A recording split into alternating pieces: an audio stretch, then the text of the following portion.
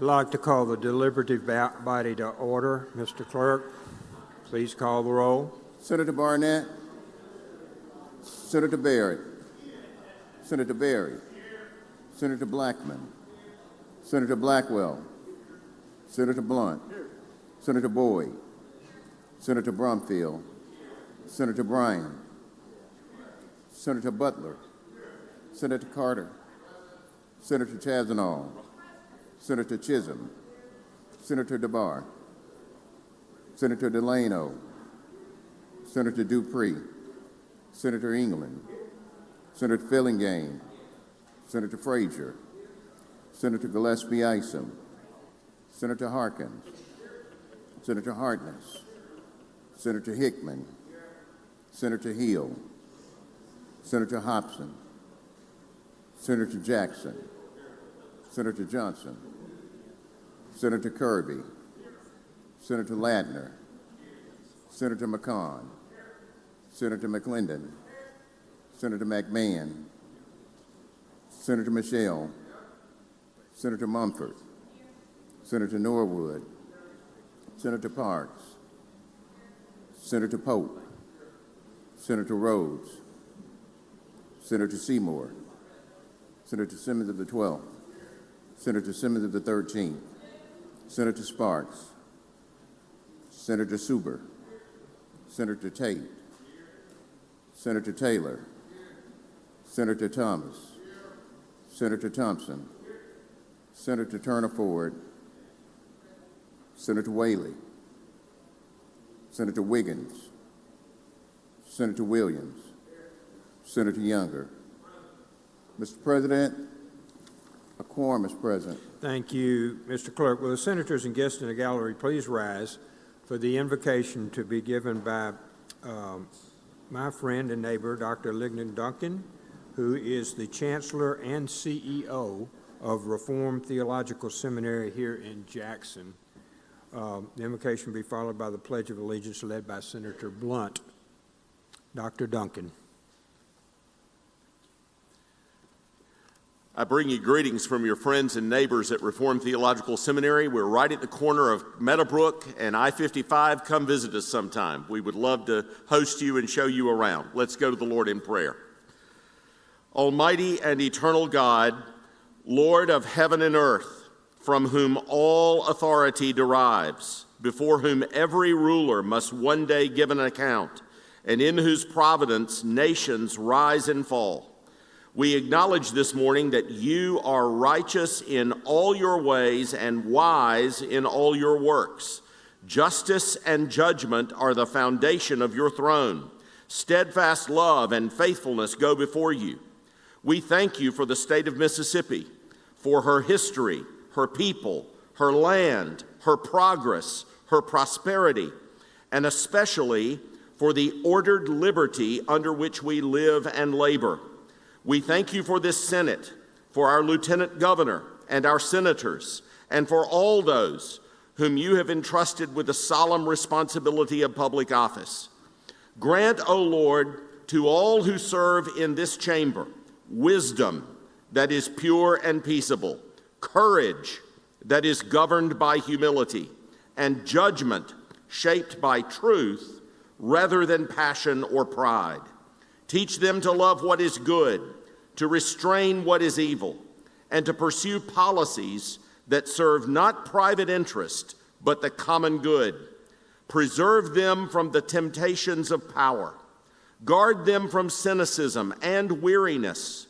Grant them patience in disagreement, moderation in speech, and charity towards those with whom they differ. May their deliberations be marked by clarity of mind, integrity of heart, and genuine concern for the welfare of all the people of this state. We pray especially for their families, for spouses, children, and loved ones, that they would be sustained, protected, and encouraged, and that public service would not come at the cost of private faithfulness.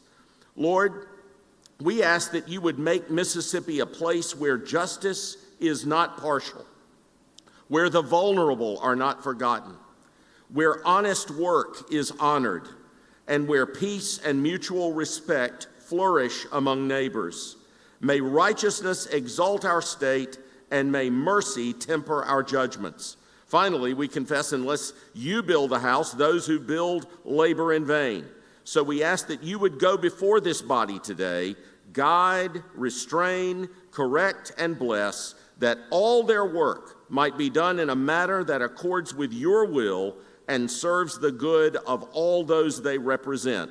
We ask these things with gratitude and reverence, humbly seeking your help and favor, in the name of the Lord Jesus Christ. Amen. Amen. Please join me in the pledge. I pledge allegiance to the flag of the United States of America and to the republic for which it stands, one nation, under God, indivisible, with liberty and justice for all. David, take a picture right here. You get the hero. This main man. Thank you.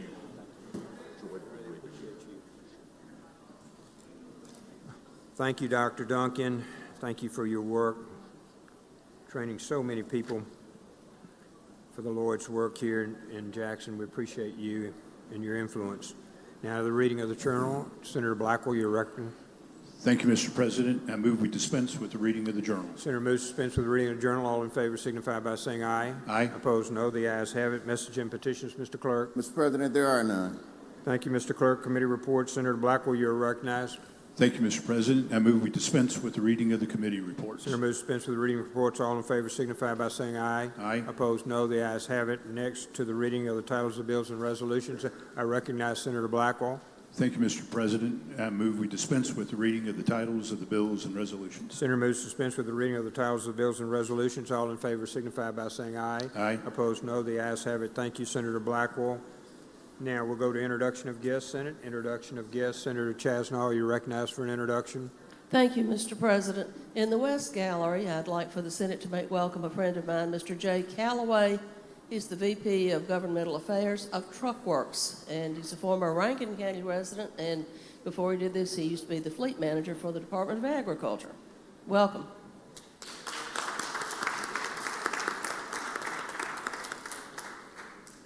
Okay, Senator Mumford, Thank you, Mr. President, for introduction. please proceed. I rise to introduce our doctor of the day, Dr. Anthony Cloy, who is a family medicine doctor based here in Jackson with Mississippi Physician Health Program.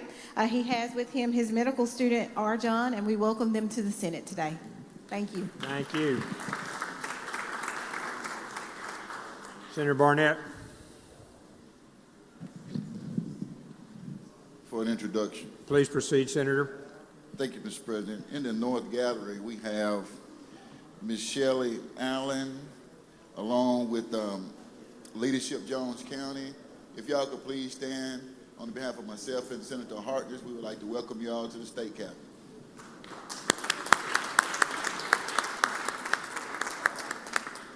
Welcome. Glad to have you with us today. Senator Berry, I rise for an introduction, Mr. President. please proceed.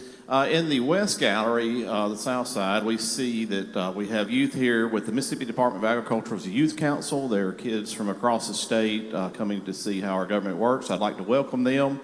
And particularly we have with them royalty, a queen of the International Brangus Breeders Association, Miss Anna Kate Goree from Pulaski. Anna Kate, if you please wave to us. Please make them welcome. And they would also like to invite you to the omelet cooking over at Galloway at 11:30 today. Thank you. Thank you. Senator Blackwell, I also rise for an introduction. please proceed. On behalf of the DeSoto delegation, I'd like to ask my Senate colleagues to welcome the wife of Ashley Parker, the wife of former Senator David Parker, who's in the West Gallery. Ashley? Hey, Ashley. Thank you, Ashley. Glad to have you back.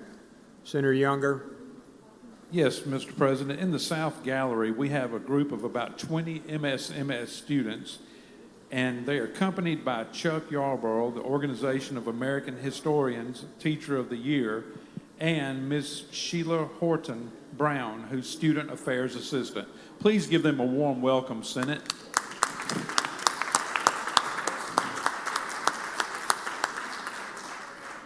Welcome. Any other announcements? Any other announcements? Senator Frazier, Introduction. please proceed. I would like to have the senator make welcome. I would like the senator to make welcome my cousin, the other Deborah Stamps in the West Gallery. She with the Council Coalition. Deborah Stamps, please make her welcome.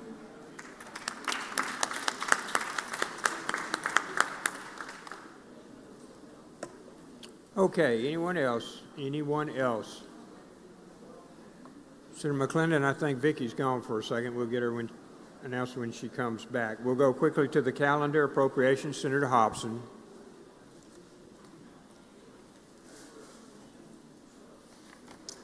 Thank you, Mr. President. I ask that we go to item 1 on today's calendar and have the title read. Mr. Clerk, please read the title. Senate Bill 2189, budget, bring forward code sections related to and provide for transfers. I'll make the usual motion. All in favor signify by saying aye. Aye. Opposed, no. The ayes have it. Please proceed, Senator Hobson. Thank you, Mr. President. This is the annual general the general bill for all of our funds and state agency known as the transfer bill. This brings forward all the code sections we will need for the various funds that we have in the state to be able to set up our budget. I will yield for questions if there are any. Questions? Seeing none, Senator, we're ready for your motion. My motion is passage. I suggest passage by use of morning roll call. Use of morning roll call has been requested. Anyone object to the procedure? Which records voting no. Present. Seeing none, the bill passes by use of the morning roll call. Senator Hobson. Thank you, Mr. President. I ask that we go to item 2, have the title read. Mr. Clerk, please read the title. Senate Bill 2190, working cash stabilization reserve fund, increased minimum balance of. I'll make the usual motion. Senator makes the usual motion. All in favor signify by saying aye. Aye. Opposed, no. The ayes have it. Please proceed, Senator Hobson. Thank you, Mr. President. This is a bill that we passed last year. Many of you may remember this, and for the ones that weren't here last year, this would bump our rainy day fund up from 10% of our general fund revenue amount to 15%. And I explained this in committee when I've gone around the country with colleagues and my counterparts in other states. I have learned that our rainy day fund is lower than most. I think we're in the bottom 4 or 5 in the country. And so what this would do would bump our rainy day fund up from approximately $750 million to a little over $1 billion. It's $1.07 billion. And I think this puts us in a better position. As we've looked at our state from an overall fiscal health standpoint, I think 2 things that we've done really, really well in a lot of areas, and I'm real proud of the way we've handled our budget over the last many years, and our spending and our 2% set aside and all those things. But the 2 areas where we've got to bring it up a little bit are PERS, which we have addressed and are continuing to address, and the rainy day fund. And so this is an attempt to bring our rainy day fund up from 10% to 15%. And I will yield for questions if there are any, Mr. President. Questions on the bill? Seeing none, Senator, we're ready for your motion. Seeing none, my motion is that we pass it by use of the morning roll call. Use of morning roll call has been requested. Anyone object to the procedure? Which record is voting no. Present. Seeing none, the bill passes. Thank you, Senator Hobson. Thank you, Mr. President. As we go to item 3 on today's calendar and have the title read. Mr. Clerk, please read the title. Senate Bill 2480, capacity project fund, direct transfer to. I make the usual motion. Senator makes the usual motion. All in favor signify by saying aye. Aye. Opposed, no. The ayes have it. Please proceed, Senator Hobson. Thank you, Mr. President. This is a capacity project bill. Some of you may know Highways and Transportation and Senator Younger's committee have looked at projects that we can help expedite. As you know, we created capacity project bills for, I think it's Highway 15 in North Mississippi. In the recent past, we did I-55 in DeSoto County, extending it from the 3-lane or 4-lane portion down to Church Road. We've also done from the Highway 7-9 split in Lafayette County into town and getting that improved from a 2-lane to a 4-lane. So some of our high project or high traffic areas in the state of Mississippi, we've tried to identify those and help MDOT pick those off. And the next 2 in line that are big ones are Madison County, extending I-55, the 3-lane portion from Highway 463 to Gluckstadt, and Rankin County, and that is extending or widening Highway 25 from Castle Woods to Highway 471. There is $265 million in this bill. That will come from CapEx, and it would go to MDOT for those specific projects. There's also enough money to help with the third project, which is starting work on Highway 90 down on the coast too. So this is giving them a head start, and at the appropriate time, after questions, Mr. President, I'd like to offer an amendment to get this effective upon passage. In my discussions with Brad White over at MDOT, he thinks they can get working on, certainly on the Madison project, quicker than July 1st, which is the normal date we pass this, but to get those funds over to him and to MDOT so they can start working on those projects as soon as possible. I'll yield for questions. Questions? Questions. Seeing no questions, Senator, ready? Thank you. My motion is, this time there should be an amendment on the screen, and that would be to remove the July 1, 2026 effective date and put effective upon passage. Obviously, this has to go down to the House, and they've got to approve it too. But if we can get it done, the sooner the better for MDOT to start working on these projects. I'll yield for questions on the amendment. Questions on the amendment? If Questions none, on the I move amendment? adoption of the amendment. Senator moves adoption of the amendment. All in favor signify by saying aye. Aye. Opposed, no. The ayes have it. Senator, please proceed. Now, I move for final passage by use of the morning roll call. The use of the morning roll call has been requested. Does anyone object? Procedure, which to be, of course, voting no. Present. Seeing none, I'm sorry, Senator Blunt? Present. Seeing none, one present. Bill passes. Senator Hobson? Mr. President, I'm going to pass on items 4 through 7. Asking the same I think you were going to ask for, were you going to ask for immediate release, Senator? I don't know. I could ask for immediate release, sure. Okay. That'll be my motion, immediate release. Seeing no objection, it is granted. Thank you, Senator Hobson. All right. Thank you for your hard work on all the monetary parts, Senator Hobson. We appreciate you, Senator. Now we'll move to finance. Items 5, 6, and 7 retain their place on the calendar. Senator Harkins, you're recognized. Thank you, Mr. President. I'd like to skip items 8 through 11, have them retain their place on the calendar, and go to item 12, Senate Bill 2832, and have the title read. Mr. Clerk, please read the title. Senate Bill number 2832, income tax, extend repeal on credit for certain railroad expenditures. Make the usual motion. The Senator makes the usual motion. All in favor signify by saying aye. Opposed, no. The ayes have it. Senator, you're ready, Senator Harkins. Thank you, Mr. President. Ladies and gentlemen, Senate, this is the repealer extension on the short line railroad tax credit plan. To date, there's been over $61.4 million in private rail infrastructure investment in 33 counties across the state in the first 3 years of the program. It does not raise the cap on the tax credit, just extends it to 2029. Tax credit has helped to replace railroad ties, upgrade rail, strengthen bridges, and modernize rail infrastructure across Mississippi to handle 286,000-pound rail cars. And like I said, to date, there's been about over $61 million invested across the state. And that's the explanation of the bill. I'll yield for any questions. Questions on the bill? Seeing none, Senator, ready for your motion. Motion pass on the morning roll call. Use of morning roll call has been requested. Anyone object? Everybody's here. Use of course voting no. Present. President Chisholm. Anyone else? Anyone else? Seeing none, the bill passes by use of morning roll call. Thank you, Mr. President. I'd like to go to item 13, Senate Bill 2834, and have the title read. Please read the title, Mr. Clerk. Senate Bill 2834, distinctive motor vehicle license to authorize issuance to supporters of shower power. Make the usual motion. Senator makes the usual motion. All in favor signify by saying aye. Opposed, no. The ayes have it. Please proceed, Senator Harkins. Thank you, Mr. President. I move we adopt the committee sub and be recognized to explain the bill. You're recognized to explain the committee sub. Thank you. This will be our omnibus tag bill. This is a bill Senator Michelle placed in. I know several of y'all probably placed tag bills in. We'll use this as an omnibus bill. So if you do have a tag request, make sure you've either filed a bill for it or get that request to council, to Ian. We'll make sure at the end of the session we have a list to pass around to make sure everybody's tag has been listed on the final bill. But that is the explanation of the committee sub. It does have a reverse repealer in it. So I'm happy to yield for any questions. If not, move to adopt the committee sub. Questions on the committee substitute? Seeing none. Seeing none. All in favor signify by saying aye. Aye. Opposed, no. The ayes have it. Senator? No further questions. I move final passage on the morning roll call. Senators, Recommended passage by use of morning roll call. Anyone object to the procedure? Mr. Cordy is voting no. Present. Seeing none, bill passes by use of morning roll call. Senator Harkins. Thank you, Mr. President. I'd like to go to item 14, Senate Bill 2838, and have the title read. Mr. Clerk, please read the title. Senate Bill 2838, local option alcoholic beverage control law, revised definition of qualified resort area. Make the usual motion. Usual motion. All in favor signify by saying aye. Aye. Opposed, no. Ayes have it. Senator Harkins, you're recognized. Thank you. I move we adopt the committee sub and recognize Senator Barrett to explain the bill. Senator moves to adopt the committee substitute. All in favor signify by saying aye. Opposed, nay. The ayes have it. Senator, you're recognized to explain the bill.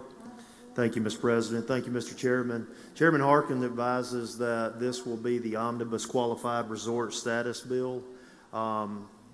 To echo what he said earlier, if you have a qualified resort area in your district that you want to bring before this body, please let myself or Chairman Harkins know.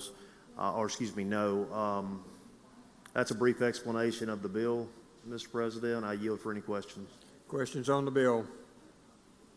Seeing none? Ready for your motion, Senator. Mr. President, I just want to make sure we adopted the committee sub. We have not. Mr. President, I move that we adopt the committee sub. All in favor signify by saying aye. Opposed, no. The ayes have it. Mr. President, as this will be the omnibus bill, there is a reverse repealer in it. Having yielded for questions and seeing there are no more questions, I ask for passage on the morning roll call. Use of morning roll call has been requested. Anyone object to procedure? Mr. Court is voting no. 2 noes. Harkness, Chisholm, Frazier, Taylor, Tate, Seymour, Norwood. Anyone else? Anyone else? Dupree. I'm sorry, who's that? Dupree. Senator Dupree. Did he vote no? Hold on just 1 second. Senator Dupree, what was your vote on the motion? Yay. He did not vote no. He voted yay. All right. Anyone else? Anyone else? Seeing none, the bill passes. Thank you, Senator.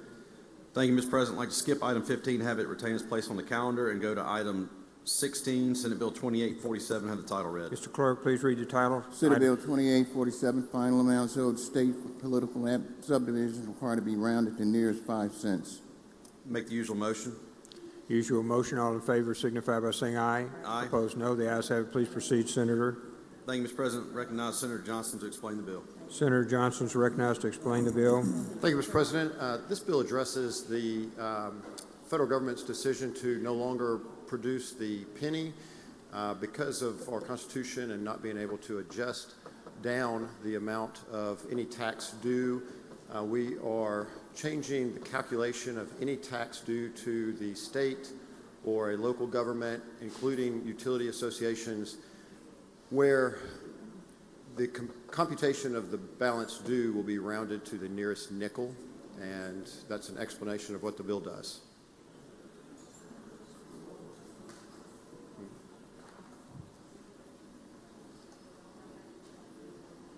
Okay, any questions? Senator Norwood, for what purpose, sir?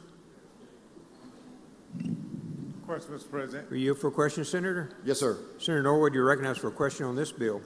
Thank you, Mr. President. Thank you, Senator Johnson. And this is up or down, right? It goes either way. So if it's 3 or 4 cents, it rounds up to the nickel. If it's 1 or 2, it rounds down.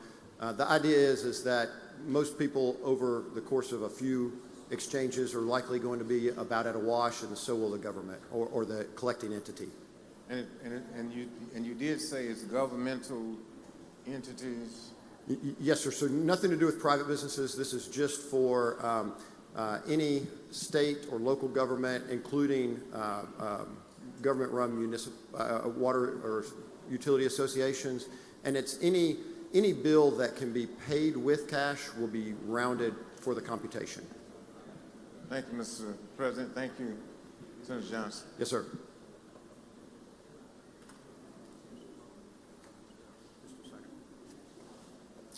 Okay, other questions? We had one. Now we don't. Okay.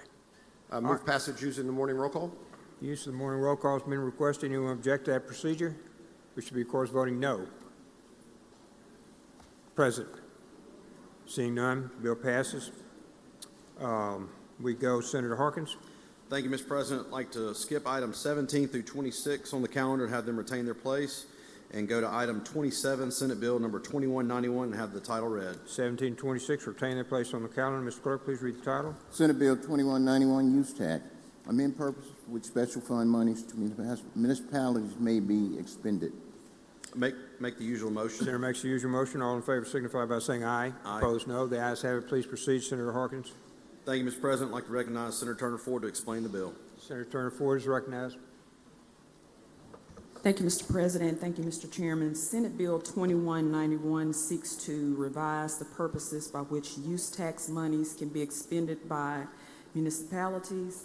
On line 18 of the bill, it adds that expenditures may be made by municipalities to repair or build sidewalks,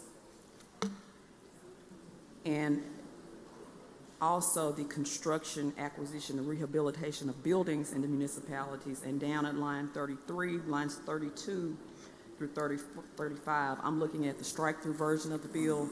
Language was removed, which restricted use tax monies for the use of roads and bridges only.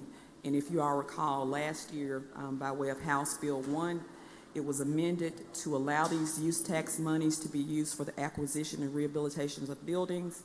MML, Mississippi Municipal League, has requested the authority to use these monies for sidewalks, and this language on 33 through 35 is basically cleanup language that was left in the code section from last year. And I'll yield for questions.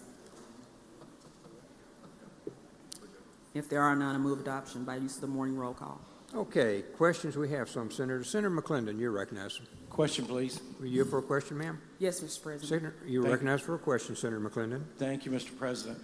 With the sidewalks that run in front of someone's house on their personal property, that the sidewalks were required to be put in during the subdivision, could the city repair those? My response to that would be is if the subdivision has not been turned over to the municipality by way of its ownership, I think that's a question that would be left for the local government. But if it is a sidewalk that has been built or is maintained by the city, then it would be covered. Thank you. You're welcome. Thank you, Senator McClendon. Senator Williams. Question, Mr. President. Are you for a question, Senator? I do yield. Senator Williams, you're recognized. Thank you, Mr. President. Thank you, Madam Senator. I think you kind of answered this when you said MML, but I'm assuming by MML's request for this that the majority of our municipalities are in favor of this. That is correct. Thank you, ma'am. Thank you, Mr. President. Thank you, No more Senator questions? Williams. Seeing no other questions, Senator. Move adoption by use of the morning roll call. Use of morning roll call has been requested. Anyone object to the procedure? Which records voting no. Present. Seeing none, the bill passes by use of the morning roll call. Thank you, Senator. Thank you. Senator Harkins. Thank you, Mr. President. I'd like to skip items 28 through 32 and have them retain their place on the calendar, and go to item 33, Senate Bill 2885, and have the title read. Mr. Clerk, please read the title. Senate Bill 2885, Mississippi Work and Save Program create. Make the usual motion. Senator makes the usual motion. All in favor signify by saying aye. Opposed, no. The ayes have it. Please proceed. I'd like to recognize Senator Michelle to explain the bill. Senator Michelle, you're recognized.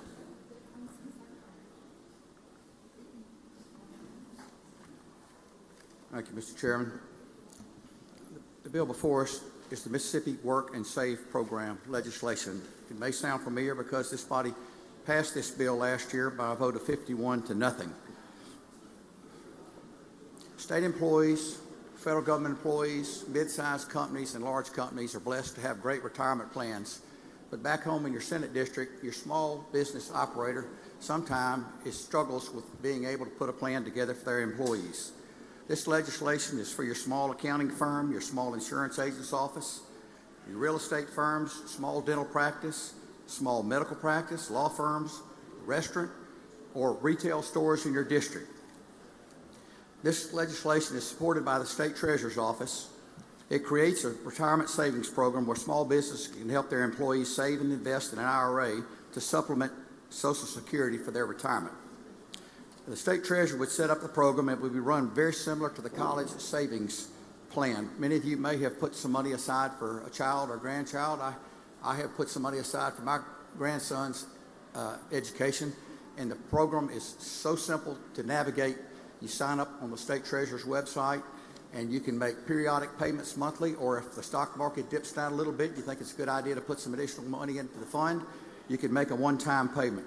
The employer would allow their employees to voluntarily decide if they want to save for retirement and at what amount per paycheck they wish to save.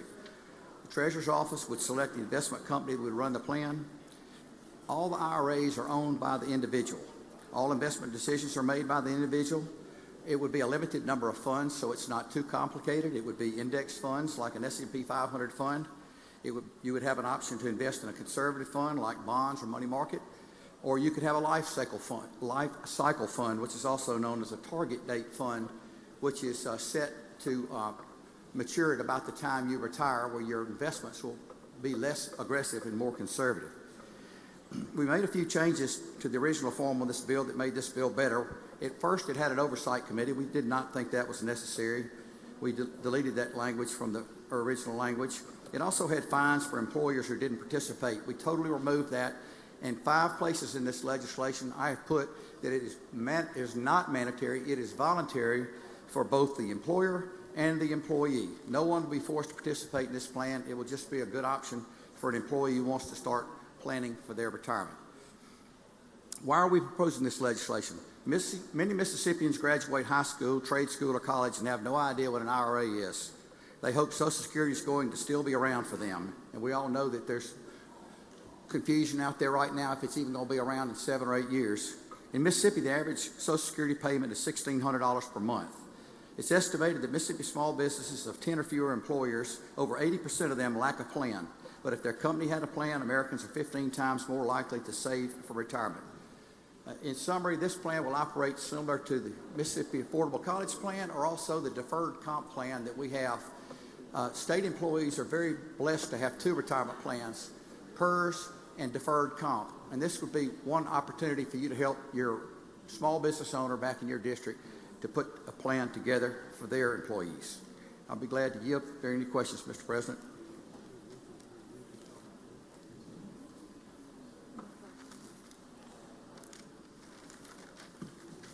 Questions on the bill? Questions on the bill? Seeing none. Move passage by the use of the morning roll call. Use of morning roll call has been requested. Anyone object to that procedure? This court is voting no. Present. Seeing none, the bill passes. Thank you, Senator Michelle. Senator Harkins. Thank you, Mr. President. I'd like to skip item 34 and 35 on the calendar and have them retain their place. Retain the place on the calendar. Senator Kirby, you're recognized. Senator Kirby, you're recognized. Thank you, Senator Harkins, for your work on that. Senator Kirby.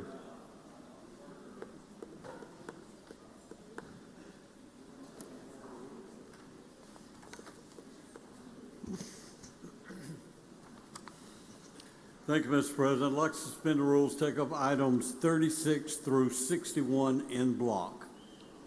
36 through 61 in block. I'm going to hold just a moment so that each of the members of the Senate can review each of those. We'll pause 1 minute.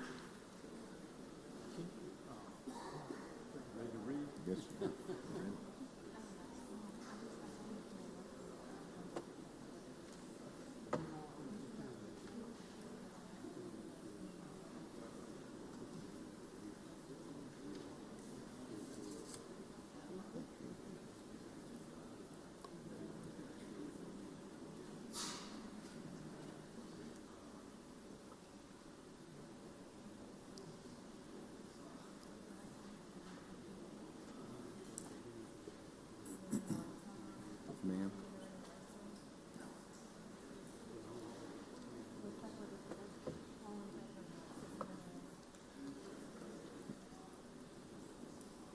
Okay, I see a few still looking. Senator, 1 moment. Please read the titles, Mr. President. Okay, all in favor signify by saying aye. Opposed, no. The ayes have it. Mr. Clerk, please read the titles. Senate concurrent resolution number 509, extend sympathy on passing of Rod Page. Senate concurrent resolution number 521, extend congratulations of legislature to Dr. John A. Peoples, Jr., President Emeritus of JSU and oldest living HBCU President. Senate concurrent resolution number 522, paying tribute to Mississippi musical icon Guy Hovis, Jr. Senate concurrent resolution number 524, remembering Willie Totten and Jerry Rice, who were nicknamed the Mississippi Valley State Satellite Express. Senate resolution number 13, recognize master craftsman Greg Harkins as recipient of the 2026 Governor's Arts Award for Excellence in Traditional Art Craft. Senate resolution number 14, recognize Mississippi blues musician Jesse Robinson as a recipient of the 2026 Governor's Arts Award for Lifetime Achievement. Senate resolution number 15, recognize Mississippi composer, playwright, performer Heather Christian as 2026 Governor's Arts Award recipient for excellence in music composition. Senate resolution number 16, recognize Mississippi Symphony Orchestra as recipient of the 2026 Governor's Arts Award for excellence in performing arts. Senate resolution number 17, recognize Dorothy Dottie Armstrong as recipient of the 2026 Governor's Arts Award for excellence in arts education. Senate resolution number 19, congratulate Gulfport High School Admirals football team for first ever state championship. Senate resolution number 20, commemorate the centennial celebration of St. Luke Church in Olive Branch, Mississippi. Senate resolution number 21, commend Gulf Coast Community College men's golf team. Senate resolution number 23, commend Calhoun City Wildcats football team for winning the 2025 Class 1A state championship. Senate resolution number 24, recognize contributions of American Idol Jamal Roberts. Senate resolution number 26, commend Warren Central High School for 2025 6A state championship. Senate resolution number 28, extend congratulations to Mississippi Senator Alice Marie Johnson of Olive Branch as the first pardon czar appointed by the President. Senate resolution number 29, commend Daniel Weil as State Games of Mississippi 2025 Male Athlete of the Year. Senate resolution number 30, commend Aubrey Lynn Atkinson as State Games of Mississippi 2025 Youth Athlete of the Year. Senate resolution number 31, commend Caitlin Harris as State Games of Mississippi 2025 Female Athlete of the Year. Senate resolution number 32, commend Simpson Academy Lady Cougars softball team for winning the MAIS 4A Division I State Softball Championship. Senate resolution number 33, commend Mississippi Forestry Commission on 100th anniversary. Senate resolution number 34, congratulate Vardaman Jr. Eli Edmondson for winning Class 1A Individual Golf Championship. House concurrent resolution number 8, Province of Quebec, honor the long-standing and fruitful partnership with the state of Mississippi. House concurrent resolution number 9, Joseph Jodera, commend life and legacy upon his passing. House concurrent resolution number 18, Girl Scouts of the USA, commend on 114th anniversary and designate March 12th through 19th as Girl Scout Week. House concurrent resolution number 19, Warren Central High School Vikings football team, commend upon winning MHSAA Class 6A state championship. House bill number 641, National Blood Donor Month, designate January as in state of Mississippi. House bill number 653, Gold Star Father's Day, designate November 9th as. House bill. Sir, I believe we only went to 61 in the block. We only went to 61, Mr. Clerk. Okay. So we did not cover 62 in block. Sorry. Okay, we stopped at 61, Senate, so we know where we are. Senator Kirby. Make a usual motion, Mr. Senator makes President. the usual motion. All in favor signify by saying aye. Aye. Opposed, no. The ayes have it. Thank you, Mr. President. Ladies and gentlemen of the Senate, to explain these, it's very, very simple. They're all very worthy of being recognized and commended. The titles themselves are self-explanatory. If there are no questions, I ask for use of morning roll call, final passage. Seeing no questions, use of the morning roll call has been requested. Anyone object to procedure? This will be, of course, voting no. Present? Seeing none, the bill passes by use of the morning roll call. Thank you, Senator Kirby. Thank you, Mr. President. I'd like to pass and retain items 62 through 65. Pass and retain 62 through 65. Thank you, Senator. Senator McCon, you're recognized. Thank you, Mr. President. Senate, we go to item 66 on the calendar. Mr. President, I'd call up item 66 and ask the title be read. Mr. Clerk, please read the title. Senate Bill 2258, Mississippi Ireland Trade Commission established. I'd make the usual motion, Mr. Senator President. makes the usual motion. All in favor signify by saying aye. Aye. Opposed, no. The ayes have it. Please proceed, Senator McCon. Ladies and gentlemen of the Senate, this is a bill we've passed a couple of times across. It encourages the trade relations between Ireland and Mississippi. Mississippi having about 7% of our population, 210,000 people who have Irish descent. It includes a 10-person commission that takes no money from the state. So I would entertain questions, Mr. President. Senator Fraser, for what purpose? Pass.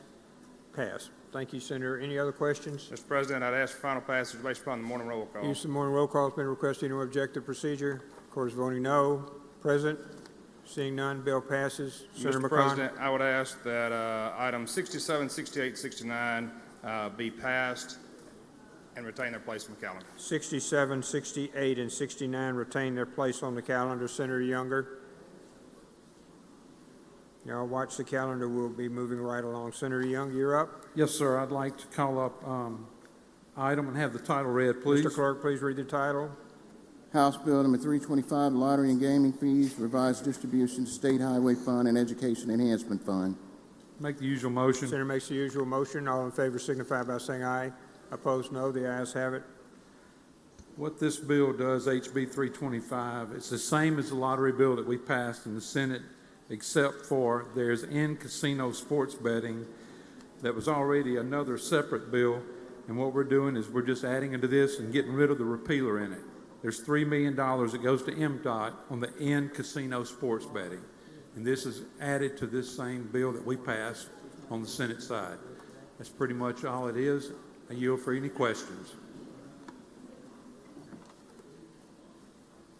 If there's no questions, Mr. President. One second. We have Senator Fraser. Was your light on, sir?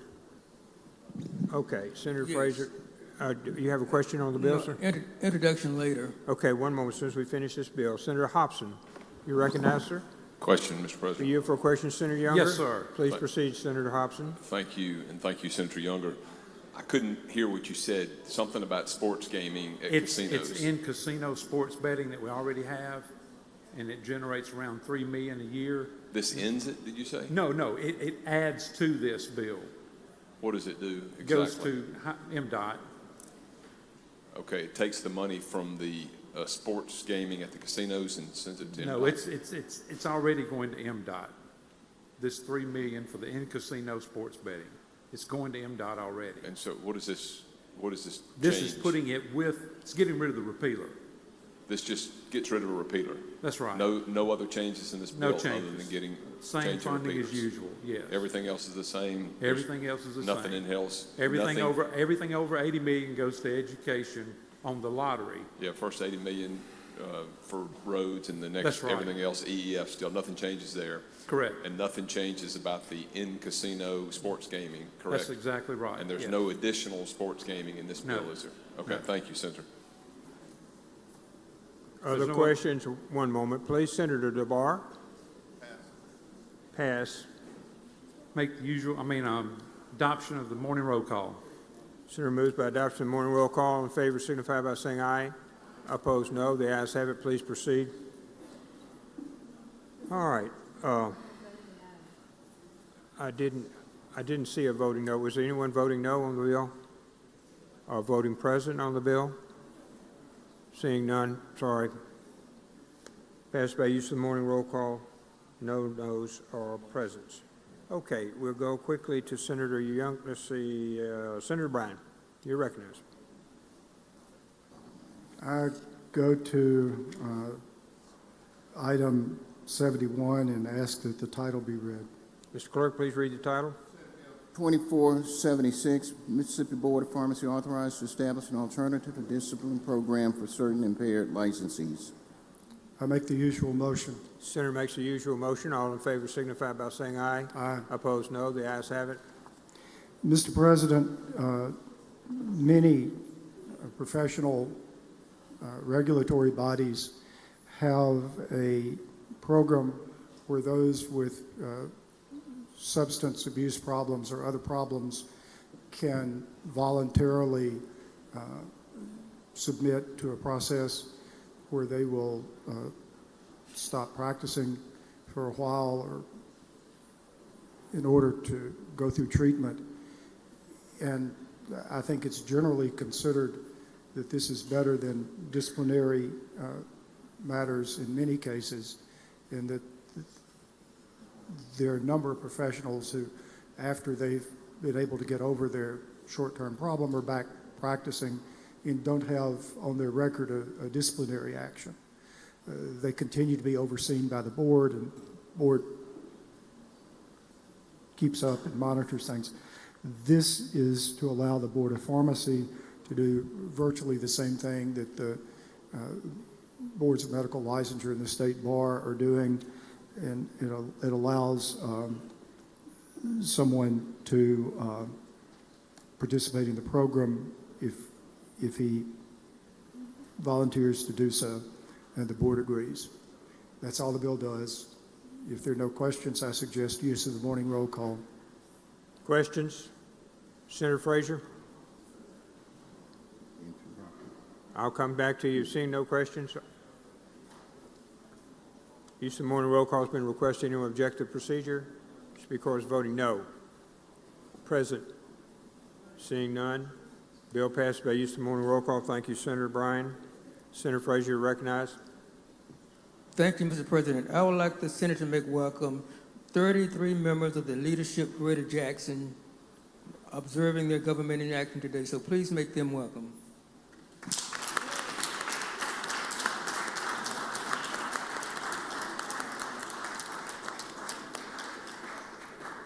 Thank you. Welcome. Okay, Senator DeBar. Thank you, Mr. President. Call up item 72. Have the title read. Mr. Clerk, please read the title. Senate Bill 2071, School Boards authorized to vote on providing members and their dependents with health insurance paid for by local funds. Make the usual motion. Senator makes the usual motion. All in favor signify by saying aye. Aye. Opposed, no. The ayes have it. Thank you, Mr. President. Ask to be recognized to explain. You're recognized to explain, Senator. Thank you. Senate Bill 2071 is a bill we passed last year. All it does is authorize local school boards to pay for health insurance for the members and dependents out of local funds. Those do not involve any state money.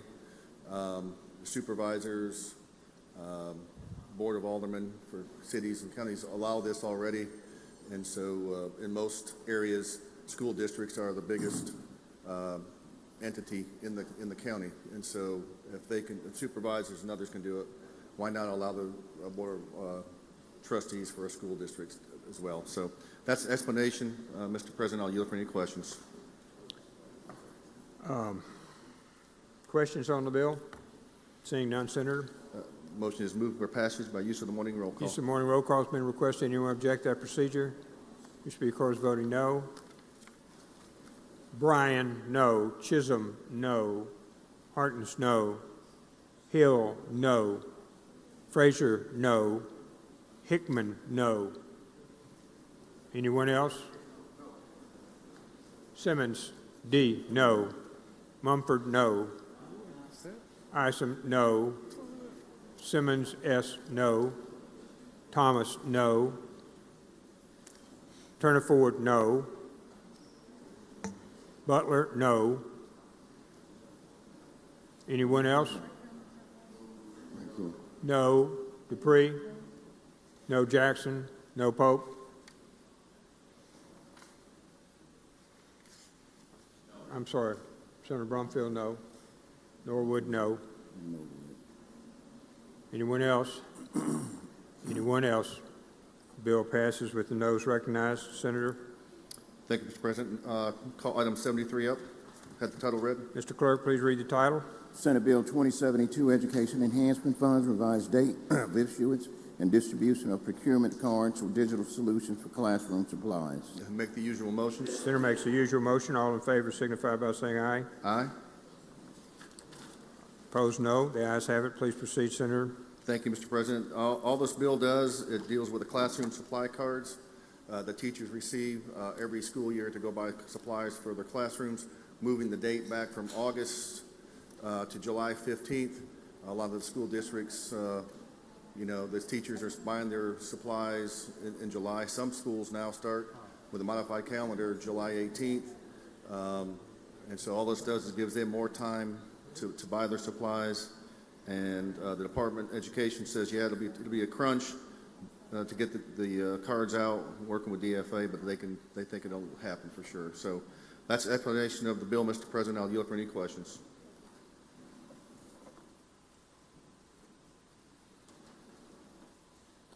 Okay, I think Senator Turner Ford. For what purpose, ma'am? I have a question. Were you here for a question, Senator DeBar? Yes, I do. Senator Turner Ford is recognized for a question on the bill. Thank you, Mr. President. Thank you, Mr. Chairman. What effect, if any, would this have on school districts or teachers that have not been hired as of the date the cards will be issued? The department tells me that the cards are available, the districts just have to request them, and that they should be available for them. It's just getting because some districts don't hire teachers until after, the summer because they're trying to fill vacancies. But I've been assured that the department can get those cards out to those that are hired at a later date. So it will not be punitive in any way? That's what I've been informed, yes. Thank you. Thank you. Other questions? Seeing none, Senator.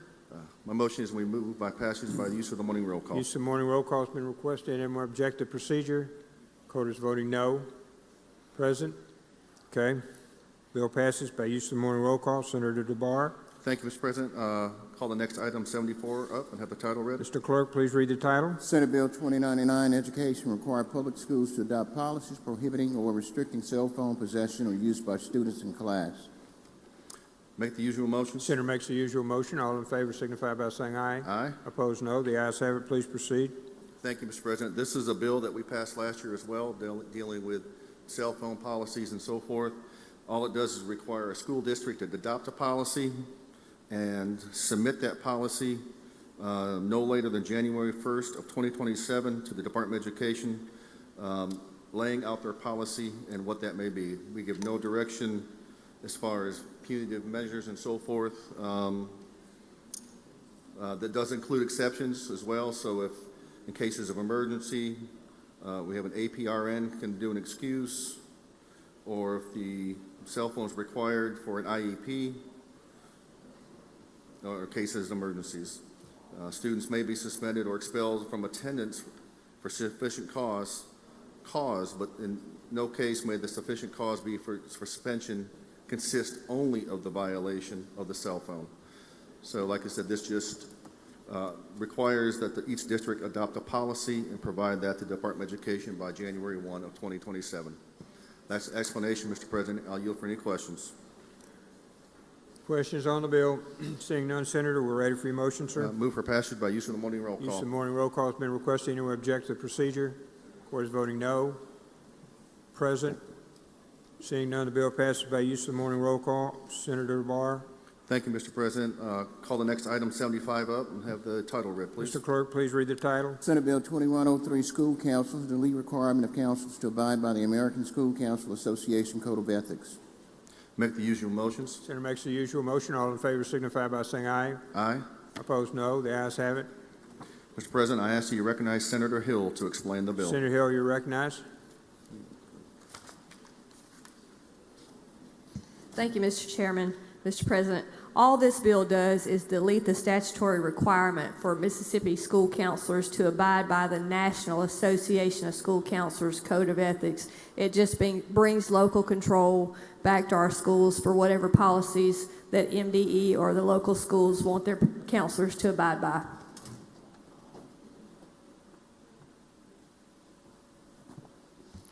Senator Norwood, for what purpose? Question, Mr. President. Are you here for a question, Senator? Yes. Senator Norwood, you're recognized for a question on this bill. Thank you, Mr. President. Senator Hill, now, as far as the Code of Ethics, what Code of Ethics would the school counselors follow? There is a teacher code of ethics that we already have in statute for school employees in the state of Mississippi that we passed numerous years ago. It's for any licensed school employee.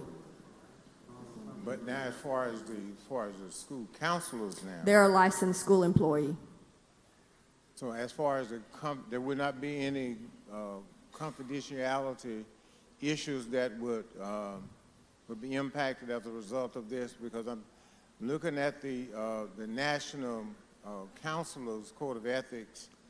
There are some concerns, I guess, in terms of the whether the school council, the school ethics would mirror up to those, the national. Now, if an individual school says they still want to abide by it, I guess they're okay to do it, but it's not going to be mandatory that they do. We've had some board members ask, because some of the policies that they wanted to adopt were in conflict with some of the things in that code of ethics. So that's why they felt like, their authority was being preempted by something statutory. So I guess, are you saying then it would be best that, if in doubt, the school board itself could review that and see if they want to adopt or continue to abide by the national, or if they want to adopt this law as their guidance? I guess that if they wanted to, they could, but this takes the statutory requirement out. Well, I'm saying, is it optional? You're saying it's optional. Well, the statutory requirement that requires them to is what's being deleted. So it gives back local control for them to decide what policy they want. Okay. Thank you, Senator Hill. Thank you, Mr. President. Senator Dupree, for what purpose, sir? For a question. You yield for a question, Senator? Will you yield? Yes. Senator Dupree, you're recognized. Senator Hill, did you know that the councils already abide by the Mississippi Code of Ethics for teachers? Yes. Okay.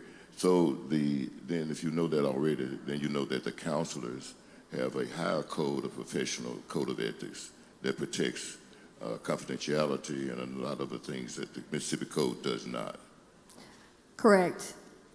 Okay. The national code is what we have had some board members object to some of the policies in the national code, and they want to be able to enact the policies that they see fit for their school district without being tied to a national organization who changes that regularly. It's been changed quite a number of times. They want consistency and they want home rule. So home rule being that each individual school or district would provide which code of ethics they would abide by, basically. If they choose to, they can, but we're not requiring them to. Okay, thank you, Senator.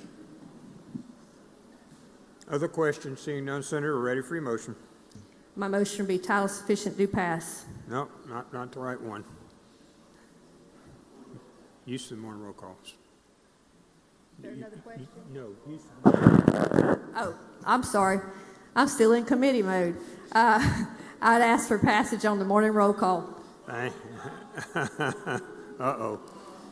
Use of the morning roll call has been requested. Anyone object to that procedure? Wish to be recorded as voting no? Okay. Madam Clerk, if you'd help me with the voting no, make sure I cover them all. Blunt, Pope, Jackson, Butler, Brumfield, Isom, Mumford, Hickman, Norwood, Barnett, Dupree, Frazier, Thomas, Simmons D, Blackman, Simmons S, Turner Ford. Did I call everyone's name? Bill passes by use of morning roll call. Names accepted. Voting no. Senator Barr. Thank you, Mr. President. Call up item 76 and have the title read. Mr. Clerk, please read the title. Senate Bill 2236, Cardiac Emergency Response Plan, revised to include airway clearance devices. Make the usual motion. Senator makes the usual motion. All in favor signify by saying aye. Aye. Opposed, no. The ayes have it. Mr. President, I ask that you recognize Senator Lander to explain the bill. Senator Lander, you're recognized to explain the bill. Thank you, Chairman. Thank you, President. This is a bill that we passed last year. Very simple. Just adds choking devices in our school systems. It does not apply any money to the state.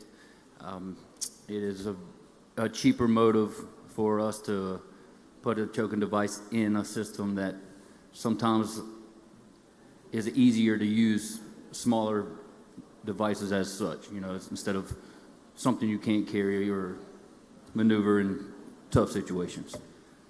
I yield for any questions. Questions on the bill? Seeing none, Senator, ready for your motion? Morning roll call, please. Use of the morning roll call has been requested. Anyone object to the procedure? Parties voting no. Present. Seeing none, the bill passed by use of the morning roll call. Senator Barr. Mr. President, I ask that you skip items 77 to 81. They retain their place on the calendar. Call up item 82 and have the title read. 77 to 81 retains their place on the calendar. And item 82, please, Mr. Clerk, please read the title. Senate Bill number 2293, Mississippi Student Funding Formula, increase weight and multiplier for gifted education. Make the usual motions. Motion. Aye. Opposed, no. The ayes have it. Senator, you recognize. Thank you, Mr. President. I ask that you recognize Senator Wiggins to explain the committee substitute. Senator Wiggins, you're recognized to explain the committee substitute. Thank you, Mr. President, Mr. Chairman. Simple bill. This is raising the or adjusting the funding formula in our school funding formula, putting a priority for our gifted children, adding, when you add in the weights and all that, it's approximately $40 million for our gifted children. And actually, it's, I think, appropriate since we have kids here today from the MSMS. It was great to see them. Also, in the committee substitute, in the language, we added the grades of 7th and 8th to the career and technical education courses. And so that was added to go along with 9th through 12th. And with that, I'd be happy to answer any questions. Senator Seymour, for what purpose, sir? Question, Mr. President. Will you yield, sir?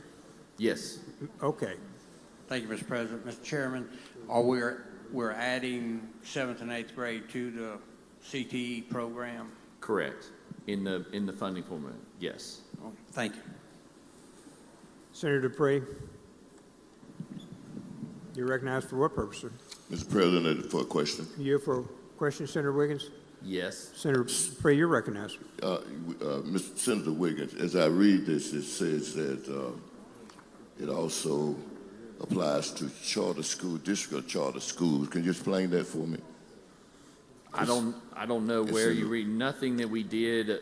You may be looking at. Is that the original bill? You may be looking at current law. Current law. We're okay. not changing that. If you just all we did was change the funding formula to apply it to gifted education and direct that the money go towards gifted education instruction. We didn't make any changes to charter schools or anything like that, and that's current law. Thank you, Senator. Thank you. Thank you, Senator Dupree. Senator Hobson, for what purpose, sir? Question, Mr. President. You for a question, Senator? I do. Senator, you're recognized. Thank you. Thank you, Senator Wiggins. I think I heard you say this adds $40 million to the funding formula? It addresses it. Yes, it addresses it to the school funding formula. Yes. And what source? And there, when it was changed, it had a reduction, and so we're trying to get that back there. But when you put in the numbers, yes, it's approximately $40 million. So it does more than redistribute the funding formula. It actually adds $40 million to it. And what source of funds is used to add to it? General funds. Okay. All right.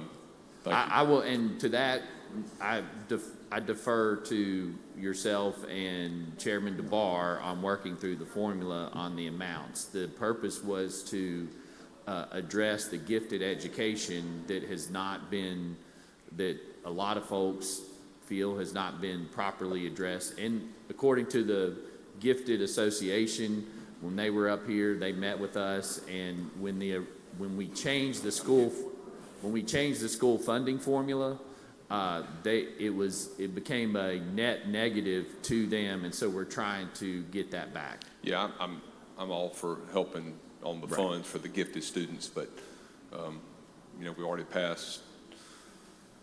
A lot of money's already gone on general funds, and we have a duty and an obligation to make sure the budget's balanced. And I'm concerned that there's some bills that we're not calculating everything together, and you know that, Senator, but. We do, thank and you. let me be clear that this doesn't add for, this simply changes the weights and adjusts the weights.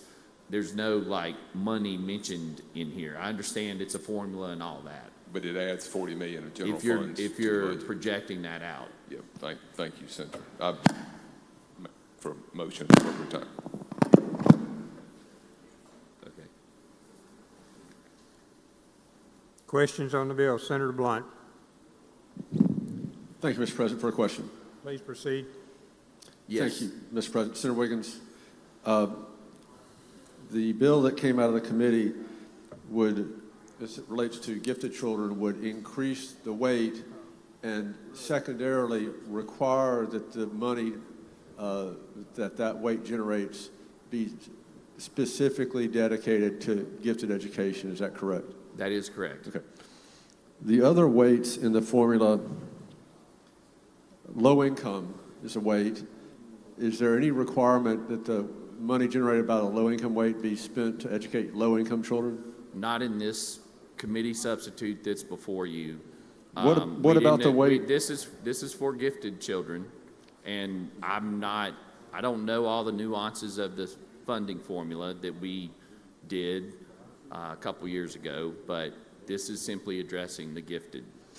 Well, one of the advantages, at least to me, of the new funding formula is I think I can easily understand it, and I believe that the other weights that are spelled out in the formula, low income weight, there is no requirement that that money be spent on low income children. And English language learner students, there is no requirement that the money from that weight is spent on English language learning students or special education or even CTE, which is affected under this bill. The only weight that is specified under the bill is for gifted and not for any of the other weights in the formula. Is that correct?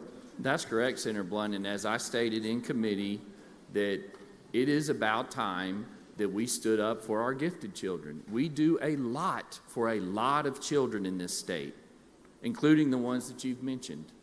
And you know what? I saw gifted children who came up here when we were moving this bill through committee who are talking about being,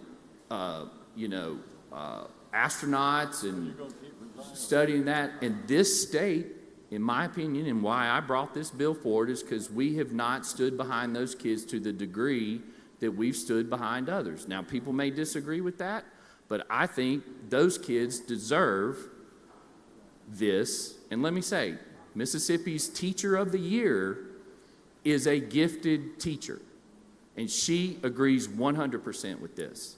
So, yes, this bill does nothing but address gifted students, and I'm proud of that. And as I would think the co-sponsors on this bill. Now, the funding formula has a lot for a lot of different people, and if anybody wants to file an adjustment to that, they're welcome to do that. But I think it personally is about time that we stood behind these gifted students and say, we're with you as you go on to pursue your dreams, just like we do any other kids. Well, I think what we've done with the formula, which I support, is we've recognized the importance of, specifically the importance of gifted and the needs of low-income students and the needs of English language students and the needs of special education students and career and technical education. And I'm just troubled by the idea that all those weights are important, all those students are important, and this is the only one that is specified and restricted in that way. But I appreciate you answering my questions. Thank you, Senator Wiggins. Thank you. Okay, Senator Wiggins, I think we need to adopt the committee sub. I don't think we've adopted that. If you'll make that. Mr. President, I think there is an amendment on the floor. Well, we need to adopt the committee My sub. motion would be to adopt the committee substitute. The motion is to adopt the committee sub. Any questions? All in favor say aye. Aye. All opposed, no. The ayes have it. Now, Senator Wiggins, we have an amendment by Senator DeBar. Senator DeBar, you recognize. Thank you, Mr. President. I have an amendment to insert a reverse repealer. We have several bills on the calendar that are going to involve a significant amount of appropriations, and so and to ensure we're not blowing the budget up and so forth. We're putting reverse repealers in this one, and probably several others that are going to come up on the calendar the next few days. That way, we can ensure that the money is going to be there. We're not, like I said, going to cause Senator Hobson to have a stroke with all the money we're passing. So this is just a reverse repealer. Ensure it comes back to us, and I'll yield for any questions. Senator Bryan, do you have a question on the reverse repealer? Okay. Move for adoption of the reverse repealer. Senator Barr moves for adoption of the reverse repealer. All in favor say aye. Aye. All opposed, no. The ayes have it. Senator Bryan, you wish to be recognized? I'd like to speak on the bill. You're recognized to speak, Senator Bryan.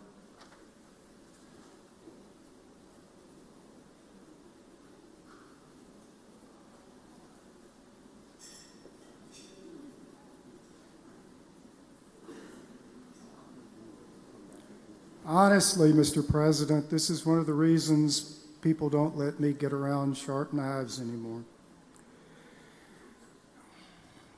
In the 50s, funding for public education was sort of catch as catch can, and sort of in the post-World War II movement, the minimum program was adopted. The minimum program, more or less, was the notion that the state would send to each school district funds for what was determined to be the minimum education that every child should receive. That was the funding formula that lasted a good while. It did two things as it developed over the years. Number one, it required that minimum program money be kept in one pot and other money in another pot. Good money's a fungible good. That just really got to be a bunch of bookkeeping. And secondly, it failed to take into account the property value of the various districts. The adequate education formula, which was passed a two-thirds vote in both chambers, overriding Governor Fordyce's veto, did several things. It, number one, established what we have today, which is the calculation of how much money does it cost to provide a level of education that would allow you to maintain accreditation. How much does that cost? Secondly, the funding formula was to guarantee that by a contribution of up to 28 mills from each district, with the state providing the rest of the money. The idea being that that would, to some extent, take into account property wealth, and in particular, steer money to districts who had students who needed educating, but just could not raise the millage that more affluent districts, the amount by millage that other more affluent districts could raise, because there was just nothing to apply the millage to. There's nothing there to tax. But separate and apart from the core formula, there were what were called add-ons. One was for transportation, because the transportation formula worked fairly well. And the transportation formula was to be used for transportation. Most critically, there was funding for special education, which was very complex, but the special education money was supposed to go to special education. So you still had to spend your transportation money on transportation, and you still had to spend your special ed money on special ed. Then you'll remember we were descended upon by the woman from New Jersey, Madam Fijiwater, with this per student formula, which was killed on the floor of the Senate. Then a variation on that came back later, and that got on the books by a vote in this chamber of 51-1. One of the concerns I had with the new formula is that it no longer required special education money to be spent on special education. It had a very complicated formula for determining how much special education money you got, but you didn't have to spend it on education. So also at the time, one of the big reforms was we're no longer going to require you to spend your transportation money on transportation. You can use it for anything if you have excess transportation money. There's a big argument in favor of this formula. Of course, this resulted in people on the local level collapsing in uncontrolled laughter. None of them had anywhere near enough money from the transportation formula to pay for transportation. But anyway, you didn't have to give it apart. That was a big deal. So where we are now, one of the key philosophies behind this formula that passed this body 51-1 is not to require there to be any particular dollar spent on any particular thing. And as Senator Blunt has pointed out, we've got money for special ed. You don't have to spend the special ed money on special ed. We've got money based on low-income students. You don't have to single that money out and spend it on low-income students, because the concept behind what you all voted for was to let the local district have flexibility to use this money. Now, the ink on the governor's signature is scarcely dry when we have this proposal, which would require that of all the money you get,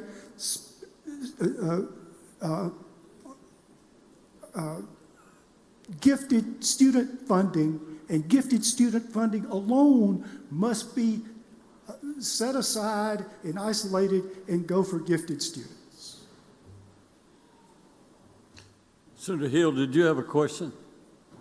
Senator, do you yield to Senator Hill for a question? No, it wasn't a question. I would just like to speak briefly.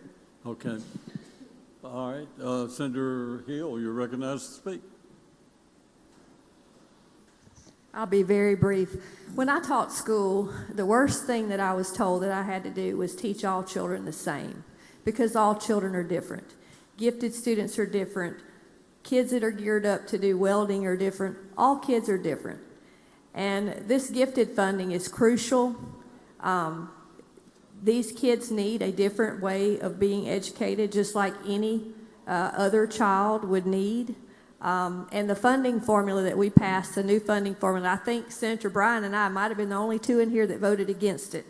I saw some movement of money that I did not necessarily think was going to shake out the right way. And unfortunately, sometimes it's like Obamacare. You got to pass it to see what's in it. And now we know what's in it. And it took money from schools, and they chose to plug those holes, probably with some of that gifted education funding. And so I think our own decisions have made that funding come into jeopardy. And what we're trying to do is fix back the damage that we did with a funding bill that none of us quite understood. Thank you. Thank you, Senator. Senator McClendon, for what purpose? Question for Senator Hill. Senator Hill, do you yield for a question? Yes. Senator McClendon, you recognize. Senator Hill, do you feel that this could help with the brain drain that we all hear of Mississippi? Absolutely. Absolutely. Senator Hill, did you know that that little baby that's sitting over there at the smoker's table, none, her father was in the gifted program from the time he was in 3rd grade up to 6th, went chess state championships, county, knowledge bowls, on to where he was tutoring kids, and now her father is a doctor today because of that program. I'm not surprised at all. I was in the inaugural gifted program at Picayune Memorial High School, and I have to say that the good education that I got, but from 6th grade on, has helped me be able to do the things that I do now. I'm not a doctor. I didn't make it that far, but I am trying to advocate for good public policy and represent those that need representing. Did you know that because of, some districts have a lot of students, and we're fortunate in DeSoto County, but because we have so many students that we can only take so many of those kids into the Spotlight or gifted programs? I'm not surprised at that. I think that's great. And I do know that there's different levels of tests that they can give, and if there's that many gifted students, they're going to go up to that highest level of testing to try to lower that number if they can't accommodate all of them. And, you know, it's just an important program, and the fact that that new funding formula shifted money away from that because schools were plugging holes otherwise. I knew it was going to shift money. We didn't know exactly how until it was actually implemented, but that's just my concern, is we're trying to fix something that we messed up, I think. Do we still have No Child Left Behind? Well, it's been named Elementary and Secondary Education Act, ESSA. It's been renamed a bunch of stuff, but yeah, we basically still have it. So should we leave gifted students left behind? We should not. Thank you, ma'am. Okay, Senator Barrett. Senator Barrett. Pass. Okay, I see no further questions. Senator, would you like to close or make a motion, please? Thank you, Mr. President. I just want to say I appreciate what Senator Hill says, because she's right. So two things. Money, what we found is that school districts have redirected money, and the gifted funding is not going to that because they used it, in her words, to plug holes. And so what this is doing is stating that the gifted money is to go to the gifted children. And so if you support that, you want this bill. Second, and I should have said this, but I was talking to Senator Seymour, and he reminded me, and to address Senator Blunt's question, when we were speaking with the Teacher of the Year and the teachers that teach these, I didn't realize it, but she said, look, these gifted children, they learn to Senator Hill, they learn at a different rate than others. Kids learn at a different rate.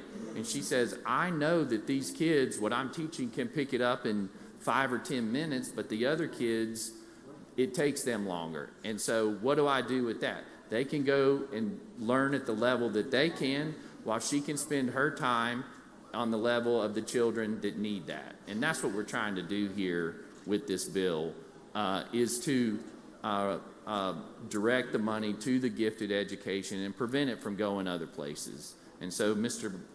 President, with that, my motion would be passage on the morning roll call. Senator suggests use the morning roll call. Final passage. Any senator object? Anyone wish to be recorded as voting no? Senator Bryan. Senator Bryan, Senator Turner Ford. Senator Blackman. Senator Derek Simmons, present. Present. Simmons is no. Simmons is no, excuse me. And Brumfield and Butler both as present. No for Butler. Okay. Senator Barnett, no. Anyone else? Seeing no others, please record all others present by the use of morning roll calls voting aye, and the bill has passed. Senator DeBar. Mr. President, I ask that we pass and retain items 83 through 86. We'll pass and retain items 82 through 86. My understanding is, Senator McClendon, before I make an announcement, do you have something, have a question, or for what purpose? Two things. I have an announcement, and I would also, by unanimous consent, like to be added to SB 2293. With no objection, Senator McClendon will be added as co-author. And your announcement is? Today, I'd like the Senate to wish a warm welcome to my wife, Vicki, and my beautiful grandbaby that hopefully will soon be in the next gifted program, Miss Vivian Kate McClendon. Thank you, Senator. Okay, we're going to soon break for lunch. Does anyone else have an announcement before lunch? Anyone else? My understanding, Senator Blackwell, is we're going to break till 1 o'clock, come back in, and then we'll take another break for hearing. So if no other announcements, Senator Blackwell, you're recognized. Thank you, Mr. President. I move the Senate stand in recess till 1 p.m. today. Motion is stand in recess to 1 p.m. today. All in favor say aye. All opposed, no. Ayes have it.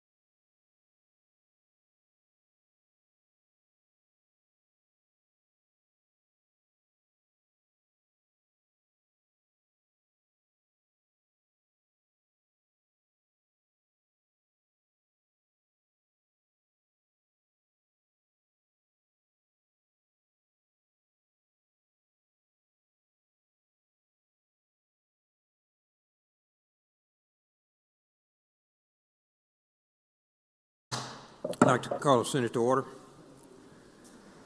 Senate, we stopped on number 83 on the calendar, so we'll go to 83. Senator DeBar. Pass and retain.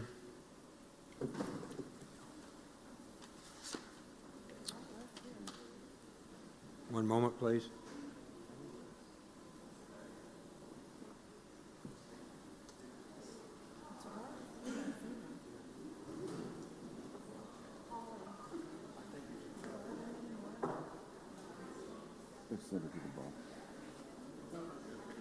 We were on 83.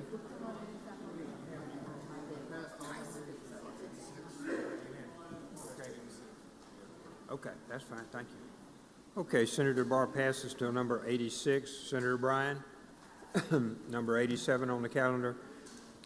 Senate, our intention today is to work for the next hour until 2 o'clock, and then Senator Blackwell has a Medicaid, which he's invited a number of out-of-state people to. So we will recess subject to call at 2. We anticipate that will probably be an hour, and then we'll return at 3 and complete our work as far as we can on our calendar. So that's where we are. Senator Bryan. I go to item 87 and ask that the title be read. Mr. Clerk, please read the title. Senate Bill 2453, Motor Vehicle Window Tinting, allow Mississippi licensed optometrists to diagnose for purposes of a medical exemption authorizing. I make the usual motion. Usual motion. All in favor signify by saying aye. Aye. Opposed, no. The ayes have it. Please proceed, Senator Bryan. Mr. President, as you know, in order to get a tinted driver's windshield that's tinted more than is normally allowed, you have to have, I want to say a note from your doctor. You have to have a statement from a medical person that your eyesight is such that it's medically indicated that you get this additional tint. I'm informed that almost everywhere in the state, optometrists are providing such messages or notes in order to get the windshields. In a few places, optometrists are not allowed to do this just by local practice. All this bill does is say that optometrists can also sign the statement that says you're entitled to the additional tint. If there are no questions, I suggest use of the morning roll call. Questions on the bill? Seeing none, use of morning roll call has been requested. Anyone object to that procedure? We should be recorded voting no. Present? Seeing none, the bill passes by use of the morning roll call. Senator Fillingane. Senate, we're on 88. Thank you, Mr. President. I'd like to go to item 88, called up and have the title read. Mr. Clerk, please read the title. Senate Bill 2104, Gaming, include online, interactive, and computerized versions thereof, increase penalties, and authorize forfeiture. I make the usual motion. Senator makes the usual motion. All in favor signify by saying aye. Aye. Opposed, no. The ayes have it. Please proceed, Senator Fillingane. And if I would be recognized to explain the committee substitute. You're recognized to explain the committee substitute, sir. Thank you, Mr. President. We passed this bill, I think, pretty much identically last year, and of course, it ran into problems on the other end of the Capitol, but we have it back again at the request of our Gaming Commission, State of Mississippi. So what this committee substitute intends to do is it amends sections of the Mississippi Code to include any online, interactive, or computerized version of games within our state prohibition on betting, gaming, or wagering.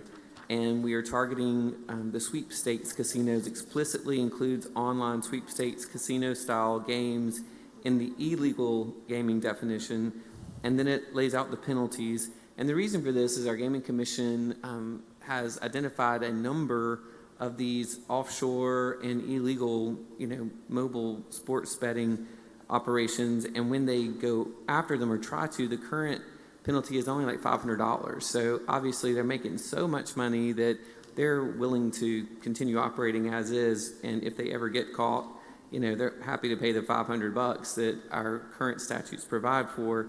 It's not a deterrent at all, I'm told by our Gaming Commission friends. So what it would do for the operators not the end users or people that are deceived and use their phones, thinking it's perfectly legal, but the actual operators, the companies that set these operations up overseas largely.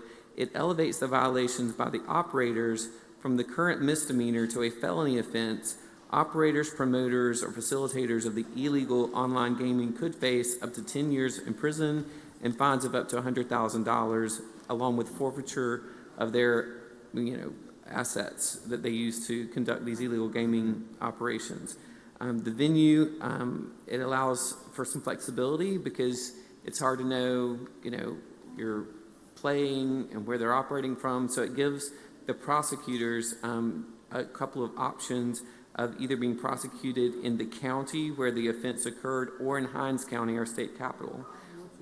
And then it authorizes the Mississippi Gaming Commission to enter into contingency fee agreements to pursue the forfeited assets that would be tied to those illegal gaming activities. It does provide a safe harbor provision in our committee substitute, which is the reason we have a committee substitute, for certain telecommunications, cable, and technology providers whose services may be incidentally used by the sweepstakes operator. So you don't want to penalize, any of the companies that set up the internet, and any of the internet service providers, because their services are just being used by these operators. So that is an explanation of what the bill does. And if you're wondering, who are we talking about? Who are these offshore operators?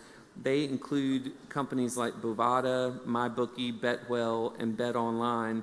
These are companies who primarily offer online sports wagering options, operating out of or through licensure by foreign non-Mississippi jurisdictions. These companies and others like them will occasionally utilize spoofing advertising on social media platforms posing as legal Mississippi operators, and then they really aren't, but they fool people into thinking they are.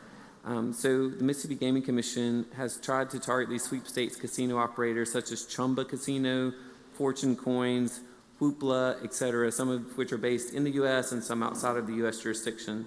These are, of course, just a tip of the iceberg. There are thousands of these, and they proliferate all the time. So with that brief explanation, I will stop the explanation and see if there are any questions. Questions on the bill? Seeing none, Senator, we're ready for your motion, sir. I move that we adopt the committee substitute. All in favor signify by saying aye. Aye. Opposed, no. The ayes have it. Please proceed, Senator. If there are no other questions, I'll move adoption by use of the morning roll call. Use of the morning roll call has been requested. Anyone object? Wish to be recorded as voting no. Present. Seeing none, the bill passes. Thank you, Senator Philgang. We'll go to 89, sir. Thank you, Mr. President. Let's go to the item called up and have the title read. Mr. Clerk, please read the title. Senate Bill 2230, electronic warrants, provide use for misdemeanors and protection orders. Make the usual motion. Usual motion. All in favor signify by saying aye. Aye. Opposed, no. The ayes have it. Please proceed. If you'll recognize Senator Hill to explain the... Senator Hill, you're recognized to explain the bill. Thank you, Mr. President. I'll try to do it right this time. What this bill does is just gives the opportunity, whereas we passed a bill a couple of years ago to allow felony warrants through electronic means, this will just add misdemeanor warrants and protection orders through electronic means. It's something that our Justice Court judges have asked for, and their association is supportive of doing this, especially in some of these large counties where they have an accident with injury or fatality and they need to get a blood draw. It would make it a whole lot easier and faster and cheaper on them to be able to use that electronic signature. And they still have to go through all the proper legal means. It's just the electronic on the signature warrant. Okay. Thank you, Senator. Questions on the bill? Seeing none, Senator, we're ready for your motion. To ask for passage on the morning roll call. Use of morning roll call has been requested. Anyone object? Wish to record as voting no. Present. Seeing none, the bill passes. Senator Philgang on 90. Pass and retain number 90. We go to Senator Thompson. Senator Thompson, you recognize. We're on 91, Senate. Thank you, Mr. President. As we go to item 91, call it up and have the title read. Mr. Clerk, please read the title. Senate Bill 2372, filing fees, amend usage of monies in the Local Government Records Management Fund. Make the usual motions. Senator makes the usual motion. All in favor signify by saying aye. Aye. Opposed, no. The ayes have it. Please proceed, Senator Thompson. Thank you, Mr. President. Ladies and gentlemen, this comes to us from our friends at the Mississippi Department of Archives and History. The revisions are on lines 35 through 37. Currently, the department collects a fee from filings at the counties and uses that money to preserve the county's historic documents. Over time, they've built up more money in the accounts than they'll ever be able to use to just preserve documents. So they're asking to free up those monies so they could use it for not only records management, but also historic preservation and other museum services at the local level. That's a brief explanation of the bill. Happy to entertain any questions.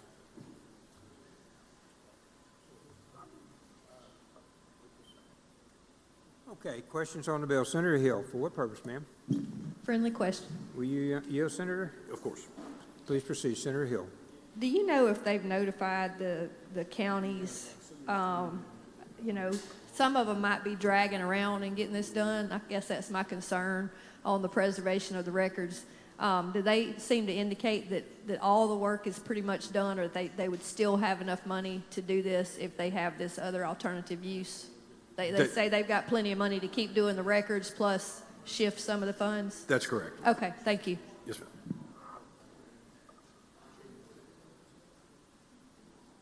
Thank you, Senator. Seeing no further questions, Senator Thompson. Move for final passage on the morning roll call. Use of morning roll call has been requested. Anyone object? Mr. Corns voting no.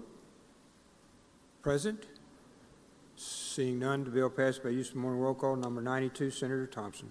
Good item number 92, called up and have the title read, please. Clerk, please read the title. 378, court reporters, increased fee authorized for preparing transcripts and other papers. Make the usual motions. Usual motion. All in favor signify by saying aye. Aye. Opposed, no. The ayes have it. Please proceed. Thank you, Mr. President. Ladies and gentlemen, this is fees that the court reporters can charge for copies of transcripts taken during court proceedings. In civil cases and probably most felony criminal cases where the defendant is represented by his own attorney as opposed to the public defender's office, these fees are paid for by the litigants themselves or their counsel. This would increase the fee from $2.40 per page to $4 per page. The only public money that would be at issue here is for defendants, criminal defendants who are represented by the public defender's office. Otherwise, this is all private money. To give you some context, this fee hasn't been increased in, I believe, 22 years. We did give our court reporters a pay raise last year. We did give our court reporters the ability to go work outside of the courthouse and freelance. This is simply for the fees that they would charge for transcripts of hearings that are done inside the court as opposed to a deposition or something. That's a brief explanation of the bill. Mr. President, I do have an amendment at the appropriate time. Thank you, Senator. Questions on the bill? Senator Seymour.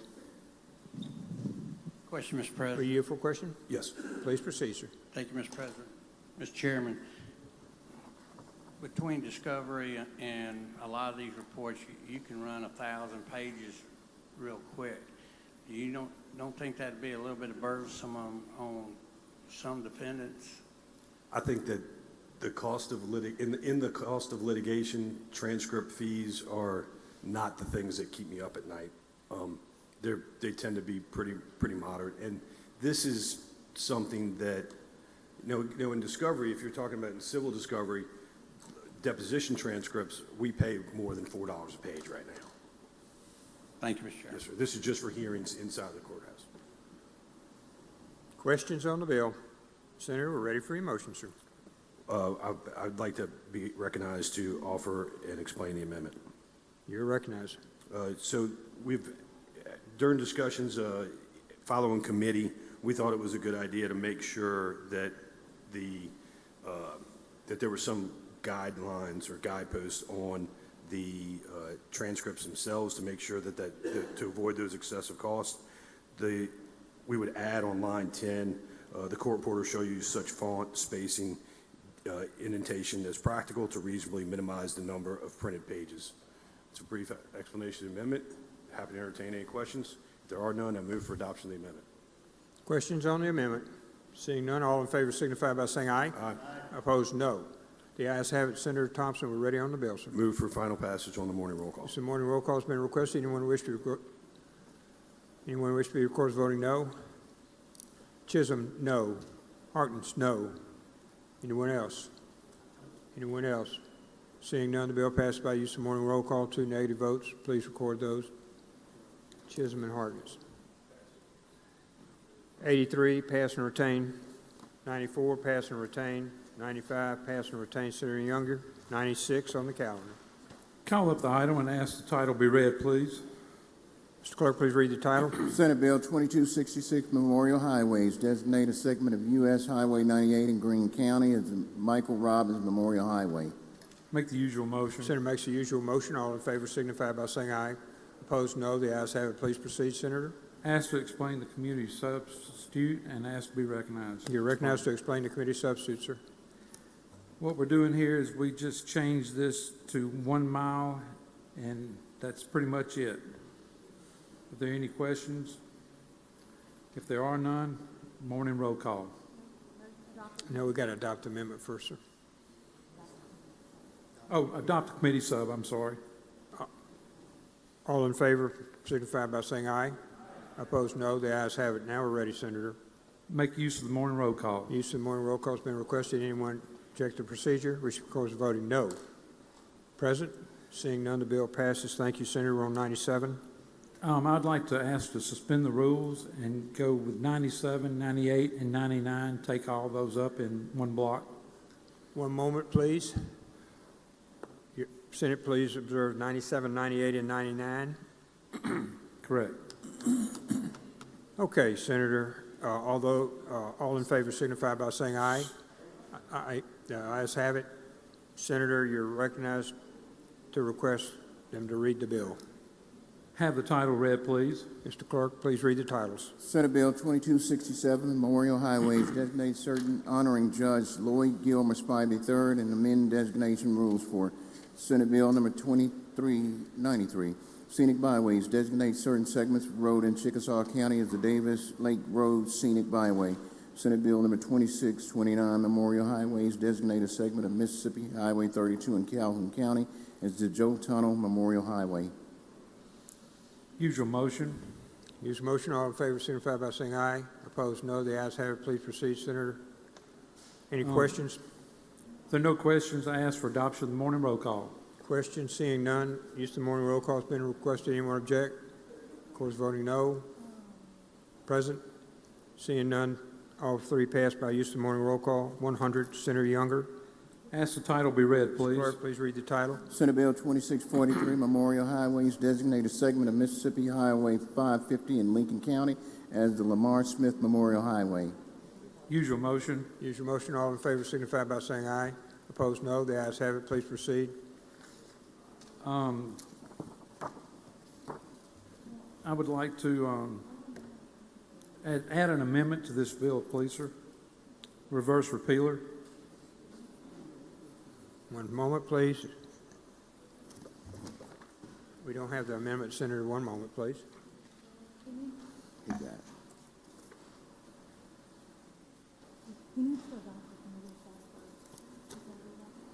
We did this. I've got one. Oh, I'm sorry. Adopt the committee sub, please. All in favor signify by saying aye. Opposed, no. The ayes have it. Now we're on your amendment, Senator. I would ask to adopt the reverse repealer. Any questions on the reverse repealer? Motion is to adopt. All in favor signify by saying aye. Opposed, no. The ayes have it. Make use of the morning roll call. Use of the morning roll call now to adopt the entire bill as amended. All in favor signify by... So I'm sorry. Anyone object to that procedure? Of course, voting no. Present. Bill passes. Thank you, Senator Younger. Senator Williams. Senator Williams, you're 101, please, sir. Thank you, Mr. President. I'd like to go item number 101 and ask the title be called. Mr. Clerk, please read the title. Senate Bill 2437, Artificial Intelligence, defined. Usual motions.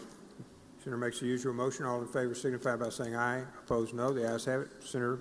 Thank you, Mr. President. This bill is, most people are aware, we created the Artificial Intelligence Regulation Task Force known as AIR last year.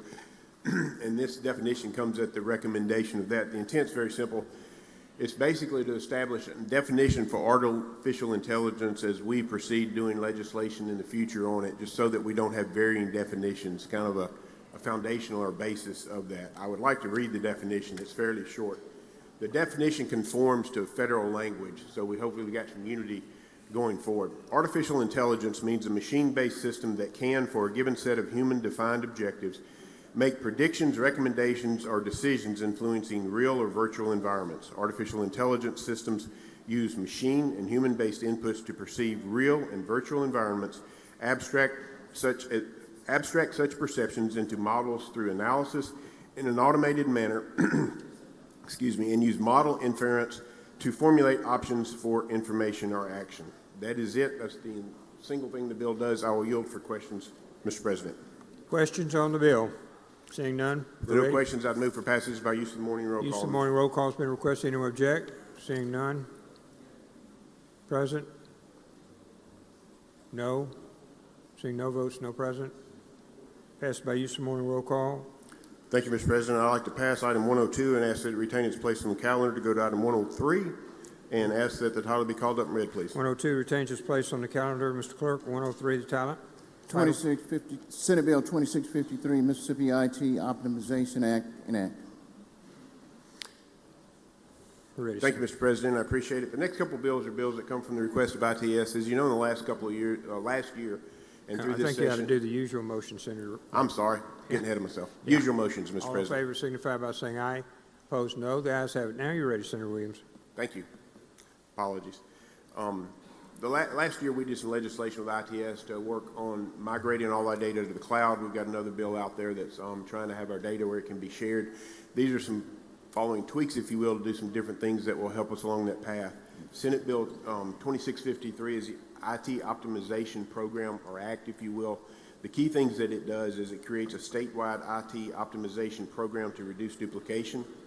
It involves a council of state agency CIOs to advise and make recommendations to ITS. It requires minimum standards for agency technology systems, promotes shared services and shared contracts to save money and time. It creates an IT optimization fund to help ITS create and offer new shared services to stakeholders.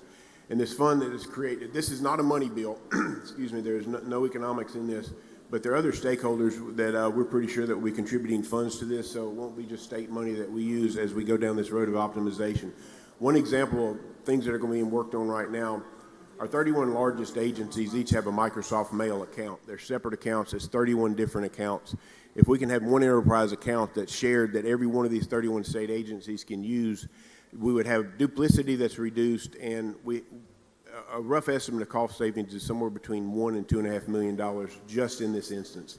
There are many places where we have this duplicity throughout the state, so this Optimization Act will help us streamline that. With that, I will yield for questions, Mr. President. Senator Bryan, you're recognized for what purpose, sir? A question. You yield, Senator? Yes, sir, I do. Senator Bryan for a question on the bill. Well, as I think you know, I think our procurement of computer services and technology is beyond dysfunctional. And as you know, you've assured me that somehow you got this legislation that's going to make it functional. And this is what I'm concerned about. The reason we had what used to be called the Central Data Processing Authority, which, like everything else, no longer goes by its right name, so now it's called ITS, was to have centralized procurement for computers for all of state government. And it just hasn't worked out to be very feasible. And, you know, I can tell the war stories as well as anyone, and I'm sure you're familiar with them. My concern is, first of all, are we turning all this over to the governor so that it's going to be done in secret without any open meetings? And number two, why should I think that the language that we're passing now is going to do any better than the language that's been on the books for years which is dysfunctional? I think that's a very good question, Senator Bryan. And the horror stories that you allude to, I have been involved the last several years in ITS and procurement and trying to work with leadership at ITS and make it better. And Lord, I wish I knew there was a straight line path to do that. I don't know that there is, but I know that the ITS world is different than it was when a lot of the statutes were put into place. That's one of the reasons we're doing this. As we move into cloud migration, our statutes don't allow that. I know that when we get the stakeholders in a room, and I'm working with several senators now for IT procurement delays that we've talked about, all I know, the absence of doing anything, I don't think helps us. I know we've got other areas that we've got issues non-ITS related. My commitment is on this legislation. I've reviewed it with ITS. I've reviewed it with leadership, and trying to put something in place that keeps transparency. We don't want not to have that, whatever that we do. So I feel this legislation will improve things, and my commitment is to work through the process. Well, I'm not trying to be difficult, although I really don't have to try. It just sort of comes natural. I feel your pain. I mean, I get it. But honestly, I can't, apart from the fact that I don't understand this, I can't put my finger on what it is that's going to allow an agency to get a contract, which I guess we have to do, for a computer program and get it operational and pay a price and have an RFP and get that to be quicker than the current process. The goal is to try to strive to get there in the conventional way of procurements. I feel like a bit like the guy who said he could make cattle ranching a lot more feasible, a lot more efficient if we pass a law to shorten the gestation period of cattle. I wish you could say something that would make me feel better. Do you think you can?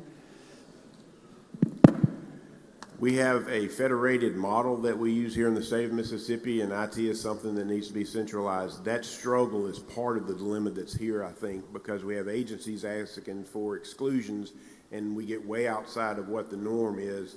I think that's one of the reasons we look at legislation and trying to change it, and it's trying to strike that balance in there of efficiency, economics, timing, and the consistency of what we want within ITS. It's, it's not everything's a Dodge or a Ford, so there's variables that are in there. I don't know if that helps. It's a complex subject. Senator Seymour, for what purpose, sir? Question, Mr. President. Please proceed. You have first, sir? Yes. Please proceed, Senator.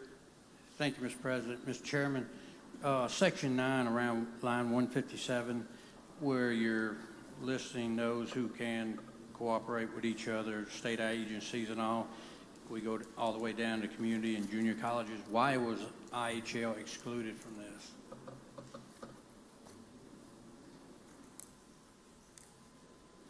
I did not know that they were excluded. I will look at that. Thank you. Yes. Thank you, Senator Seymour. Senator Dupree, for what purpose, sir? Question, Mr. President. Are you here for a question? Yes, sir, I do. Senator Dupree, you're recognized. You talked about, Senator, about centralization. Actually, where would that be centered? Where's the actual location? Is it here or? We currently have an ITS building, two buildings actually. It's off of Meadowbrook. It's in downtown. It's 3 miles from here off of Lakeland. Okay. That's where the headquarters is. That's where their staff and that agency is currently housed. And who is the authorizing person? Is it the governor, lieutenant governor? I'm sorry? The person who actually operates it, or the manager, if you don't know the term. We have a director of ITS, Dr. Craig Ogeron, who is currently serving in that position. So as we were going through the process of having meetings, some of the agencies we were talking about IT and talking about computer rates. Is that actually what they were talking about there, that the state would actually, instead of coming out of their budget, would actually take care of the cost of upgrading and doing those things? Some of the economics for ITS come out of agency budgets, some come out of ITS, and that's part of the conversation we're having this year. Okay.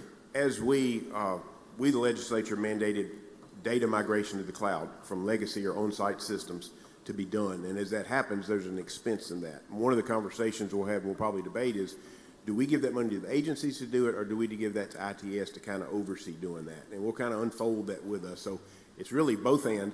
There are agencies that will, I believe in appropriations yesterday, we had $8 million for the court computers that we were talking about. Correct. So there's a case. And to me, the thing is, if we got to spend the money, we got to spend the money. Which pocket it comes out of, it's taxpayers' money. But have we got the oversight to ensure that we're not, that we don't have duplicity, that we're not buying more than we need, and to Senator Bryan's painful statement, trying to do it in an efficient and timely manner. Okay. Well, thank you for your answer, sir. Thank you, Senator.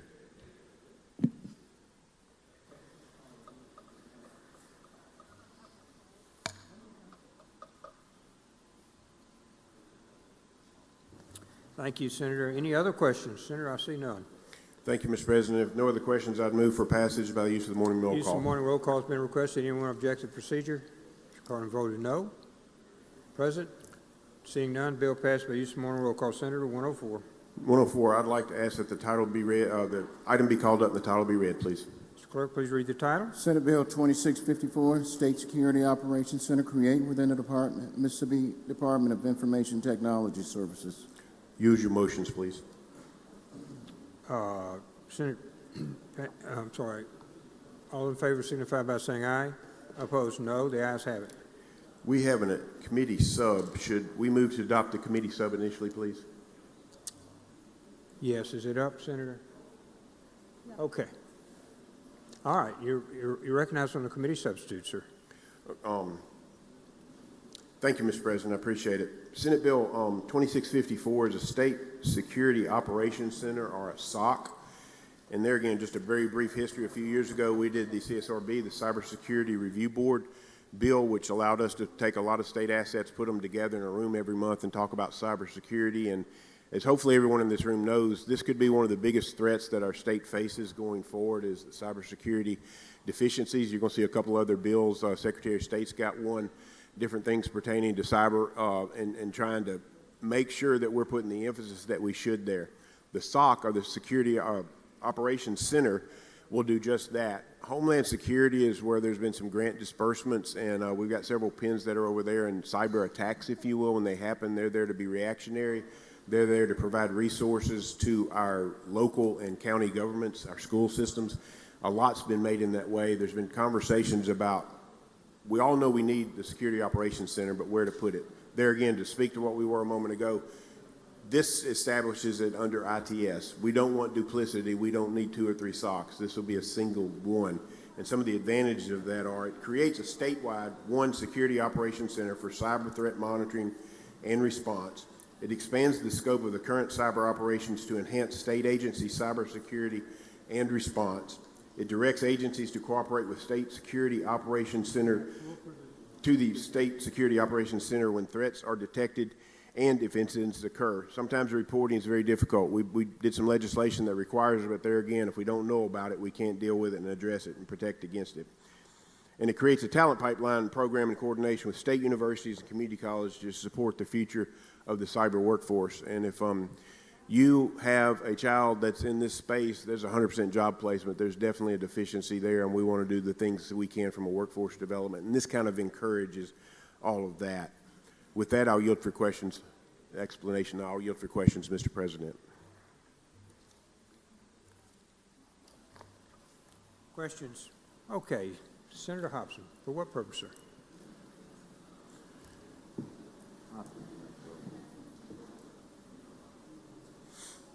Is his mic not working, sir? Thank you, Mr. President. Thank you, Senator Williams. Do we have a cost on that? I believe there's some dollars in the budget request from ITS that are there. I want to say, and I need to check this, Mr. Chairman, it's about $3 million. I am not 100% on that. Okay. Would you mind putting a reverse repeater on this till we can get some information on this? I'd be glad to. All right. Yes. Thank you. Okay, we need an amendment. And at this time, I'd like to make a motion that we amend this to include a reverse repealer. Yeah, we got to adopt the committee subs, and then, Mr. Clerk, if y'all would handwrite or type an amendment for, we still have to show one on the line. To Adopt the committee subs, yes, sir. I move that we adopt the committee sub by use of the morning roll call. So all in favor? All in favor signify by saying aye.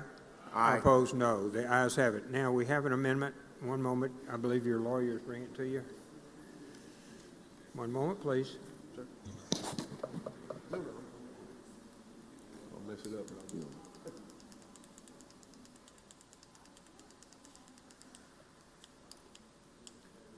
The amendment is on the screen. Is simply to add a reverse repealer as we work through the process. Questions on the amendment? Questions on the amendment? Ready for your motion to adopt the amendment, sir. My motion is to adopt the amendment, Mr. President. All in favor signify by saying aye. Opposed, no. The ayes have it. Please proceed. My motion is we adopt the committee sub as amended by use of the morning We've roll already call. adopted the committee sub. Be final passage now. I'd like to ask for final passage by use of the morning roll call. There you go. Does anyone object to the procedure? Of course, voting no. Present. Bill passes by use of the morning roll call. Senator Johnson, you're recognized. Senate, we're on 105. Thank you, Mr. President. I'd like to call that item up and ask that the title be read. Mr. Clerk, please read the title. Senate Bill 2007, Mississippi Department of Banking and Consumer Finance, sustain repeal or authorizing period joint bank exams with the Federal Reserve. Make the usual motions. Senator makes the usual motion. All in favor signify by saying aye. Opposed, no. The ayes have it. Please proceed. Mr. President, this is a committee substitute. I ask that we adopt the committee recognized. substitute in lieu of the original bill. Okay, you're recognized to explain the committee substitute, sir. Thank you, Mr. President. This bill is in regards to state charter banks where the banking department does audits on these banks. This is a program that was started a few years ago where instead of redundancy of doing a state audit on the bank, they can take what the Federal Reserve does as in lieu of the state doing an audit. And it's been highly successful, so we amended the repeal date to delete it, and that's an explanation of the committee substitute. Questions on the committee substitute? Okay, we're ready on your motion to adopt the committee substitute, sir. I move that we adopt the committee substitute. All in favor signify by saying aye. Opposed, no. The ayes have it. Please proceed, Senator. Move passage using the morning roll call. Use of the morning roll call has been requested. Anyone object? Mr. Carter voting no. Present. Seeing none, the bill passes by use of the morning roll call. No objections. Senator Johnson, you're recognized. Thank you, Mr. President. I'd like to go to the next item, 106, and ask that the title be read. Mr. Clerk, please read the title. Senate Bill 2011, Mississippi Debt Management Services Act, extend repeal or on. Make the usual motions. Usual motion. All in favor signify by saying aye. Opposed, no. The ayes have it. Please proceed. Thank you, Mr. President. This bill simply extends the repeal date on the Mississippi Debt Management Services Act to 2030, and that's an explanation of the bill. Questions on the bill? Seeing none, Senator, we're ready for your motion. Move adoption using the morning roll call. Anyone object? We speak according to voting no. Present. Seeing none, bills passed by use of morning roll call. Senator, you're recognized. Thanks, Mr. President. I'd like to skip over items 107 through 109 and ask that they retain their place on the calendar.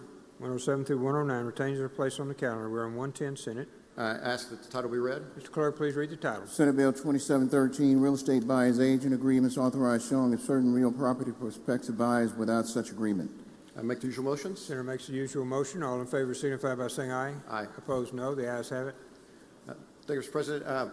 This bill is in response to a federal court decision from 2024 where a federal court ruled that in the absence of an existing conflicting federal or state law, that real estate people looking at homes must sign a buyer agency agreement to even look at a home before they retain the services of any particular realtor. This is problematic in that people may have to sign up to do business with just one person without the opportunity to shop realtors, so to speak, or real estate, licensed real estate professionals in their search for a home.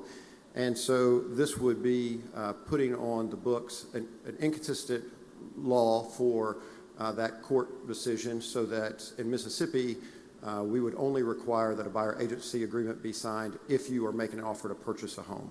And you can look at a home without signing one. And that's an explanation of what this bill does. Questions on the bill? Senator Seymour, you're recognized for what purpose, sir? Question, Mr. You President. for a question, Senator Johnson? Yes, sir. Senator Seymour is recognized for a question on the bill. Kind of run me through this again. If I'm wanting to sell my house, I've got to attain a broker? No, sir. So first off, this has nothing to do with the selling side. But no, you can sell your home in any number of ways that you choose to do so. This strictly has to do with the buying side. And post this court decision in 2024, if you want to purchase a home by going through a licensed real estate professional, then you would have to sign an agreement with them before you even look at a home. That's obviously problematic because you may be making a commitment to someone that you end up not wanting to do business with. This would create a state law where you are only required to do that when you are making an offer on the home. Okay, so if me and you want to make a transaction on a house, we can still do that? Yes, sir. Without? This does not force anyone to use a real estate professional in any way. You can still do that private market. It has no bearing on that at all. Just if you use a professional? This is strictly if you're working with a licensed real estate professional to purchase a home. Thank you. Thank you, Mr. Chairman.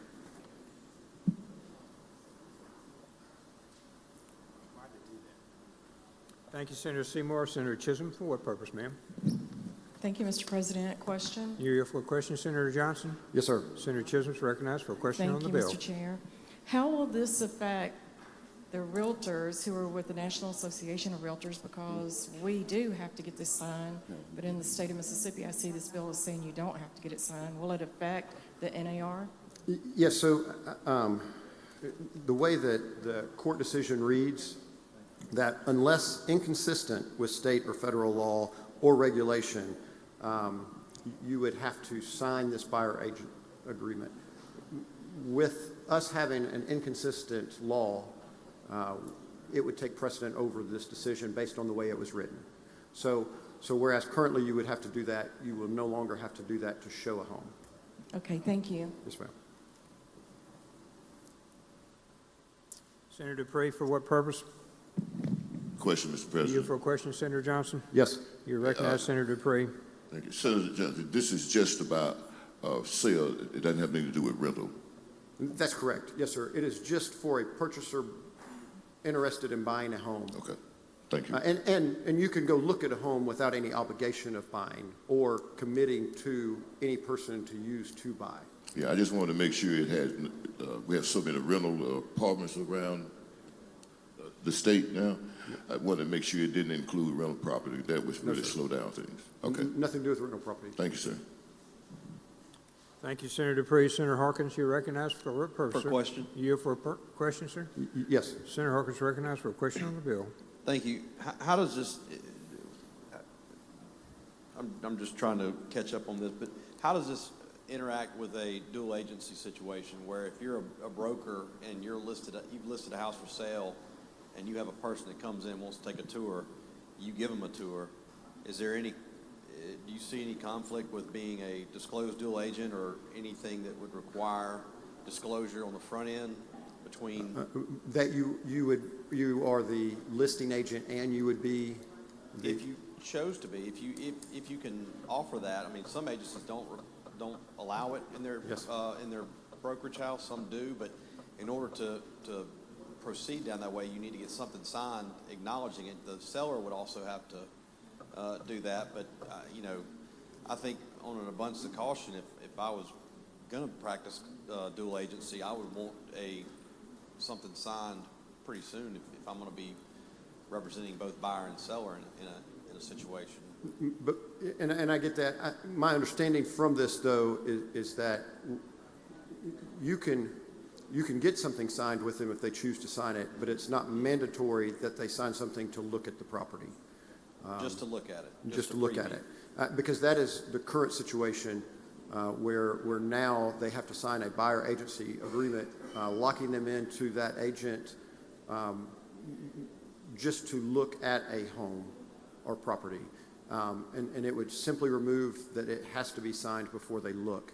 As you move forward with any kind of contracts, it would then kick in that you would need that, either buyer agreement or dual agency agreement with the purchaser. Okay. Thank you. Senator Dupree, did you have another question, sir? Question, Mr. President. Beautiful question, sir. Yes. Since Senator you brought Dupree. up dual agency, so if the agent were to allow the prospective buyer to go look, who becomes the procuring cause at that point? Wait, I didn't catch. I didn't understand what you're saying. If at some point that purchaser decided, well, I actually want to buy it, but there's no contractual agreement between the realtor and the person. That's right. So who becomes the procuring cause? Does the person who actually has a contract with the...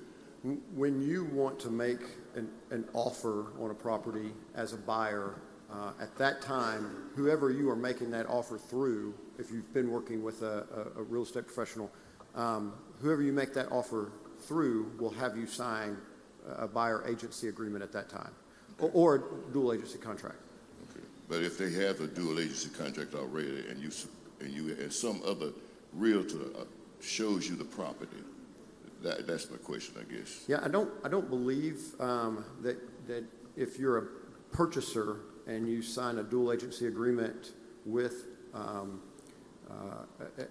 real estate professional wherein they are the listing agent and your agent, that you can then make an offer from another agent. I think at that point, when you've signed that, you've contracted with them to use them. Yeah, okay. Well, someone who's been in the business for a long time, I've seen people that you have agency agreement with, and they get other realtors to go and show them a house. That's what I'm asking about, the procuring cause at that point. I can't tell you that people won't choose to do that. It's my understanding, though, this simply cleans up where you don't have to have a buyer-agent agreement to look at a home. Yeah. But past that, if you choose to sign one, then there would be whatever the contractual agreement is there, you would be obligated to. I guess you have to make sure on the front end that everybody understands. Yes, which would be outside the realm of... That's right. Okay. Thank you, sir. Senator McClendon? Question, What- please. You, Question. Senator? Senator Yes. McClendon, you're recognized. Please proceed. Thank you, Mr. President. Isn't the Mississippi Realtor Association there for this bill?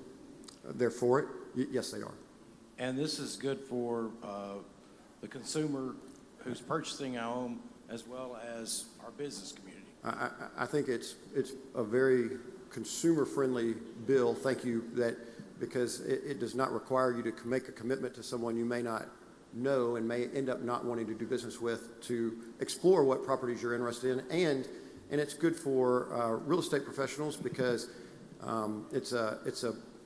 it puts a lot of pressure to require this of someone who just wants to look at a home to go look at a home. Thank you, sir. Thank you. Other questions? Seeing none, Senator? Move adoption using the morning roll call. Use of the morning roll call has been requested. Anyone object? Voting no. Present?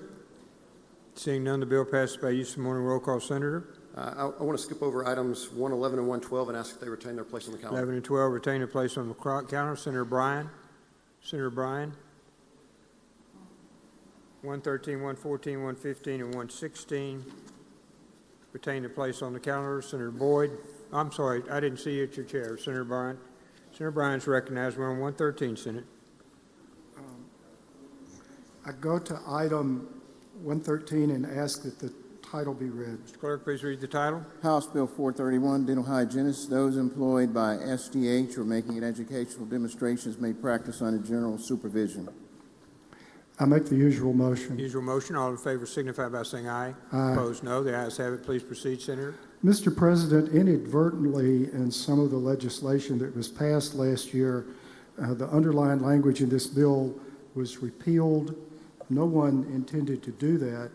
What the bill before us does, which has come from the House, is simply reinstate this language concerning dental hygienist, which was in the code and everyone assumed was still going to be in the code. There is a committee amendment to simply make the matter effective from and after passage. And at this point, I'd like to call up the committee amendment and move its passage. One moment, please. Just a second. We're almost there. All right, there we go. Questions on the amendment? Okay. Motion, all in favor signify by saying aye. Aye. Opposed, no. The ayes have it. If there are questions on the bill, I'll be happy to answer them. If not, I suggest use of the morning roll call. Seeing no questions, use of the morning roll call has been requested. All in favor, I'm sorry, does anyone object to that procedure? Court is voting no. President? Seeing none, the bill passes. Senator Bryan, number 114, sir. Mr. President, I'd like to ask for immediate release of House Bill 431. Immediate release has been requested. Seeing no objection is granted, Senator. I go to item 114 and ask that the title be read. Mr. Clerk, please read the title. Senate Bill 2441, limited medical licenses, revised provisions regarding and create additional limited licenses. I make the usual motion. All in favor signify by saying aye. Aye. Opposed, no. The ayes have it. I move that we consider the committee substitute in lieu of the original bill. You're recognized to explain, Senator. Mr. President, the committee substitute in the bill itself or an attempt to allow doctors who have medical licenses from outside the United States to come practice in the state of Mississippi under certain limited situations. The first thing that to me is extremely important is that the individuals we're talking about have received medical training that's the equivalent of what one would receive if he went to medical school in the United States. And the Board of Medical Licensure keeps up with that and makes sure that that's the case. In addition, after residency and everything else, the doctors we're talking about have to actually have practiced for, I think, 5 years. So I would just say, Mr. President, this is going to be overseen by the Board of Medical Licensure, who's not known for being slack about letting people practice medicine. But I think it's very important to know these are good doctors that are providing the standard of care that doctors in the United States provide. The limited license would be for 8 years, and it would allow for these graduates to practice in underserved areas in the state of Mississippi. And it's an attempt to get more doctors into rural areas. That's basically what the bill does. I'll be happy to answer questions if there are any. If there Seeing are no not any, questions. I move adoption of the committee substitute and then suggest use of the morning roll call on final passage. Adoption of the committee substitute. All in favor signify by saying aye. Aye. Opposed, no. Now, final passage. Use of the morning roll call has been requested. Anyone object? Court is voting no. Whoa. Senator McClendon. Question, please. Okay, on final Yes. passage, Senator McClendon. What happens now with international students? These are doctors. These are not students. These are doctors who have finished at medical schools outside the United States. Under certain circumstances, they can come and practice in Mississippi now and do. This expands that and allows them to practice in counties under 50,000, I think is the mark, for a longer period of time.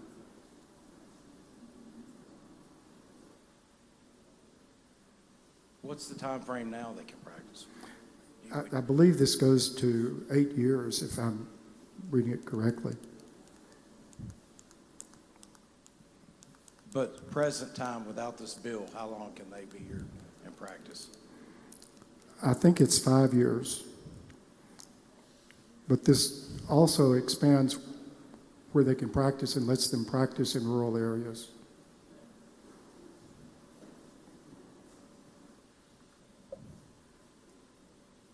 Thank you, sir. Okay, any other questions? Okay, we're on the bill, Senator, and the motion is to use of the morning roll call. Does anyone object to that procedure? Wish to be recorded as voting no. Seymour, no. Anyone else? Isom, no. Anyone else? Anyone else present?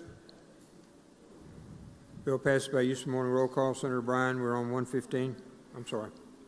Mr. President, I would ask that we pass the remaining two bills and let them retain their place on the calendar. Thank you, Senator. Senate will start back with Senator Boyd here, so we'll recognize Senator Blackwell for a motion. Remember, this will take approximately an hour. Senator Blackwell. Thank you, Mr. President. I move the Senate stand in recess subject to call or till 3:30 at the latest. All in favor signify by saying aye. We are standing in recess.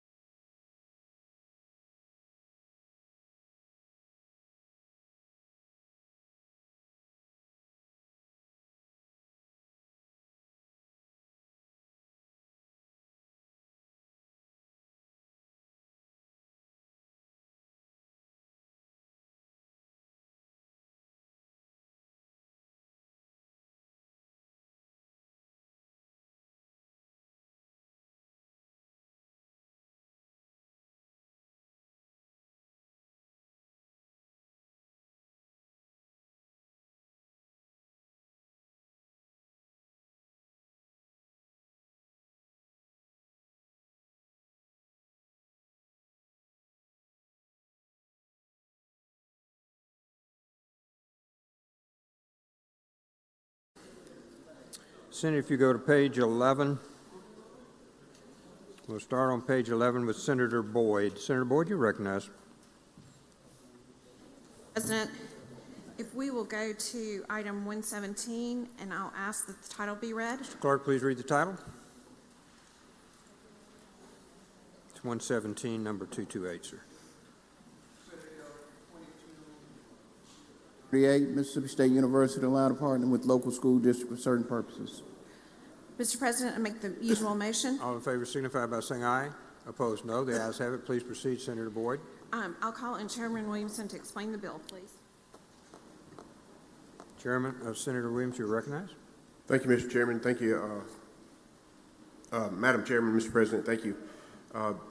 Currently, the Mississippi State University and the Starkville-Tibial County School District have a collaborative effort on the partnership school that many of you may know was built several years ago. It allows them to collaborate as far as construction, maintenance, and operation on the property. That legislation is already in place. What this does is expand them to have the same relationship in regards to high school. Our community is in the process of moving forward building the high school, and about allowing them to do this legislatively, it makes it simpler for them to work together.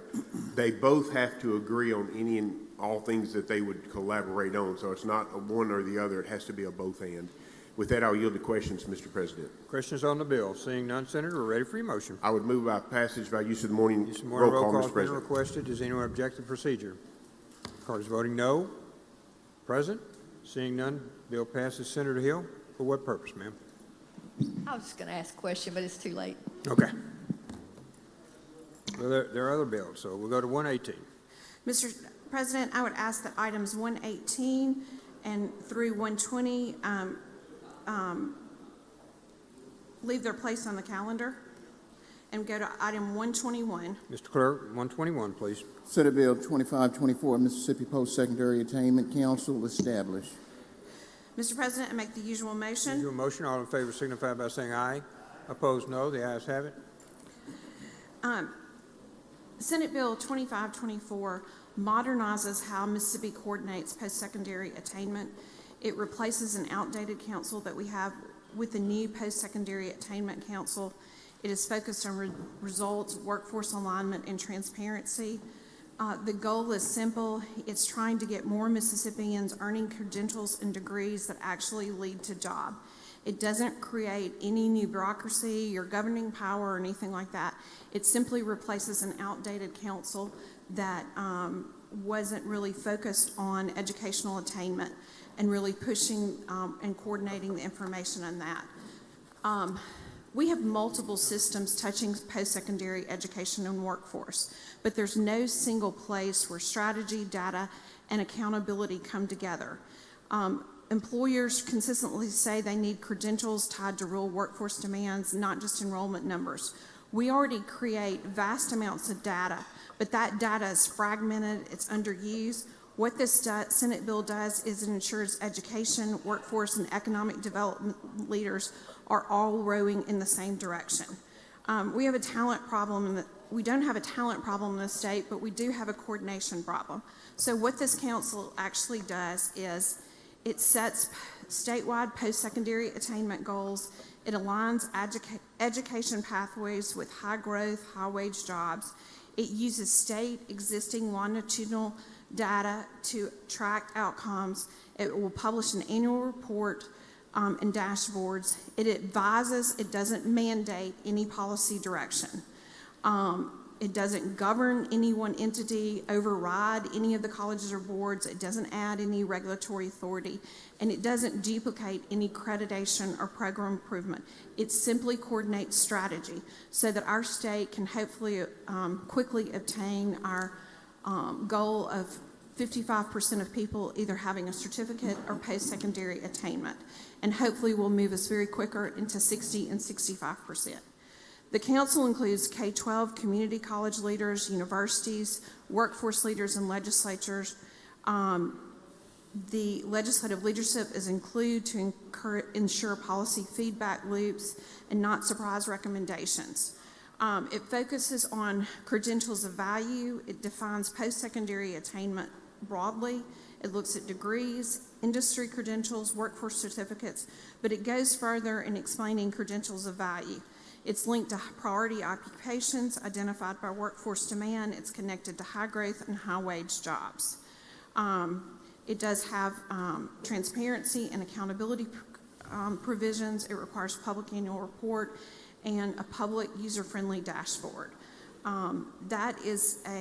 This council will be coordinated by Accelerate Mississippi, our workforce development agency in the state of Mississippi, and it will include members from all the different sectors, both public and private, that are looking at our workforce in our state. That's a brief explanation of the bill. I'm happy to answer questions. Senator Hill, for what purpose, ma'am? Just a friendly question. Please proceed. So they're going to use NSPARC and the longitudinal data, and the data collection entity that we already have in place? Absolutely. They'll be using NSPARC. We had an Educational Achievement Council, and actually the Educational Achievement Council members helped develop the legislation because that was outdated. We weren't getting the information we needed. And so what this legislation does is it modernizes what that Educational Achievement Council was supposed to do. And so we will be getting all of that data and coordinate it to hopefully make better recommendations to this legislature on how we use funds. Well, I think it's a good idea to have all these people in one room because it ought to be synchronized. Absolutely. And I think that's what's been missing is the communication part and the synchronization part. I mean, yeah, we know the steps, but I guess there hadn't been a lot of coordination. There hasn't been a lot of coordination, and I'm going to give kudos to a number of the people that were on this Educational Achievement Council. They all worked together to realize that we don't have the tools that we need gathered and coordinated in one place. And so this legislation really came from them as to how we modernize this. And so these will be public meetings, right? These will be public meetings. Okay, will they get per diem or they have any type of funding structure? Most of the people that will be attending, a lot of these are already state employees. There are a few that are private, and they can get some per diem, like just I think a small travel per diem that we have in the legislation, but most individuals that are doing this are already going to be employed by state entities. Thank you. Other questions on the bill? Thank you, Senator Hill. Other questions? Seeing none, Senator, we're ready on your motion. Thank you, Mr. President. I ask for passage of this by use of the morning roll call. Use morning roll call. May request anyone object to the procedure? Of course, voting no. Present. Bill passes by use of the morning roll call. Senator DeBar, you're next.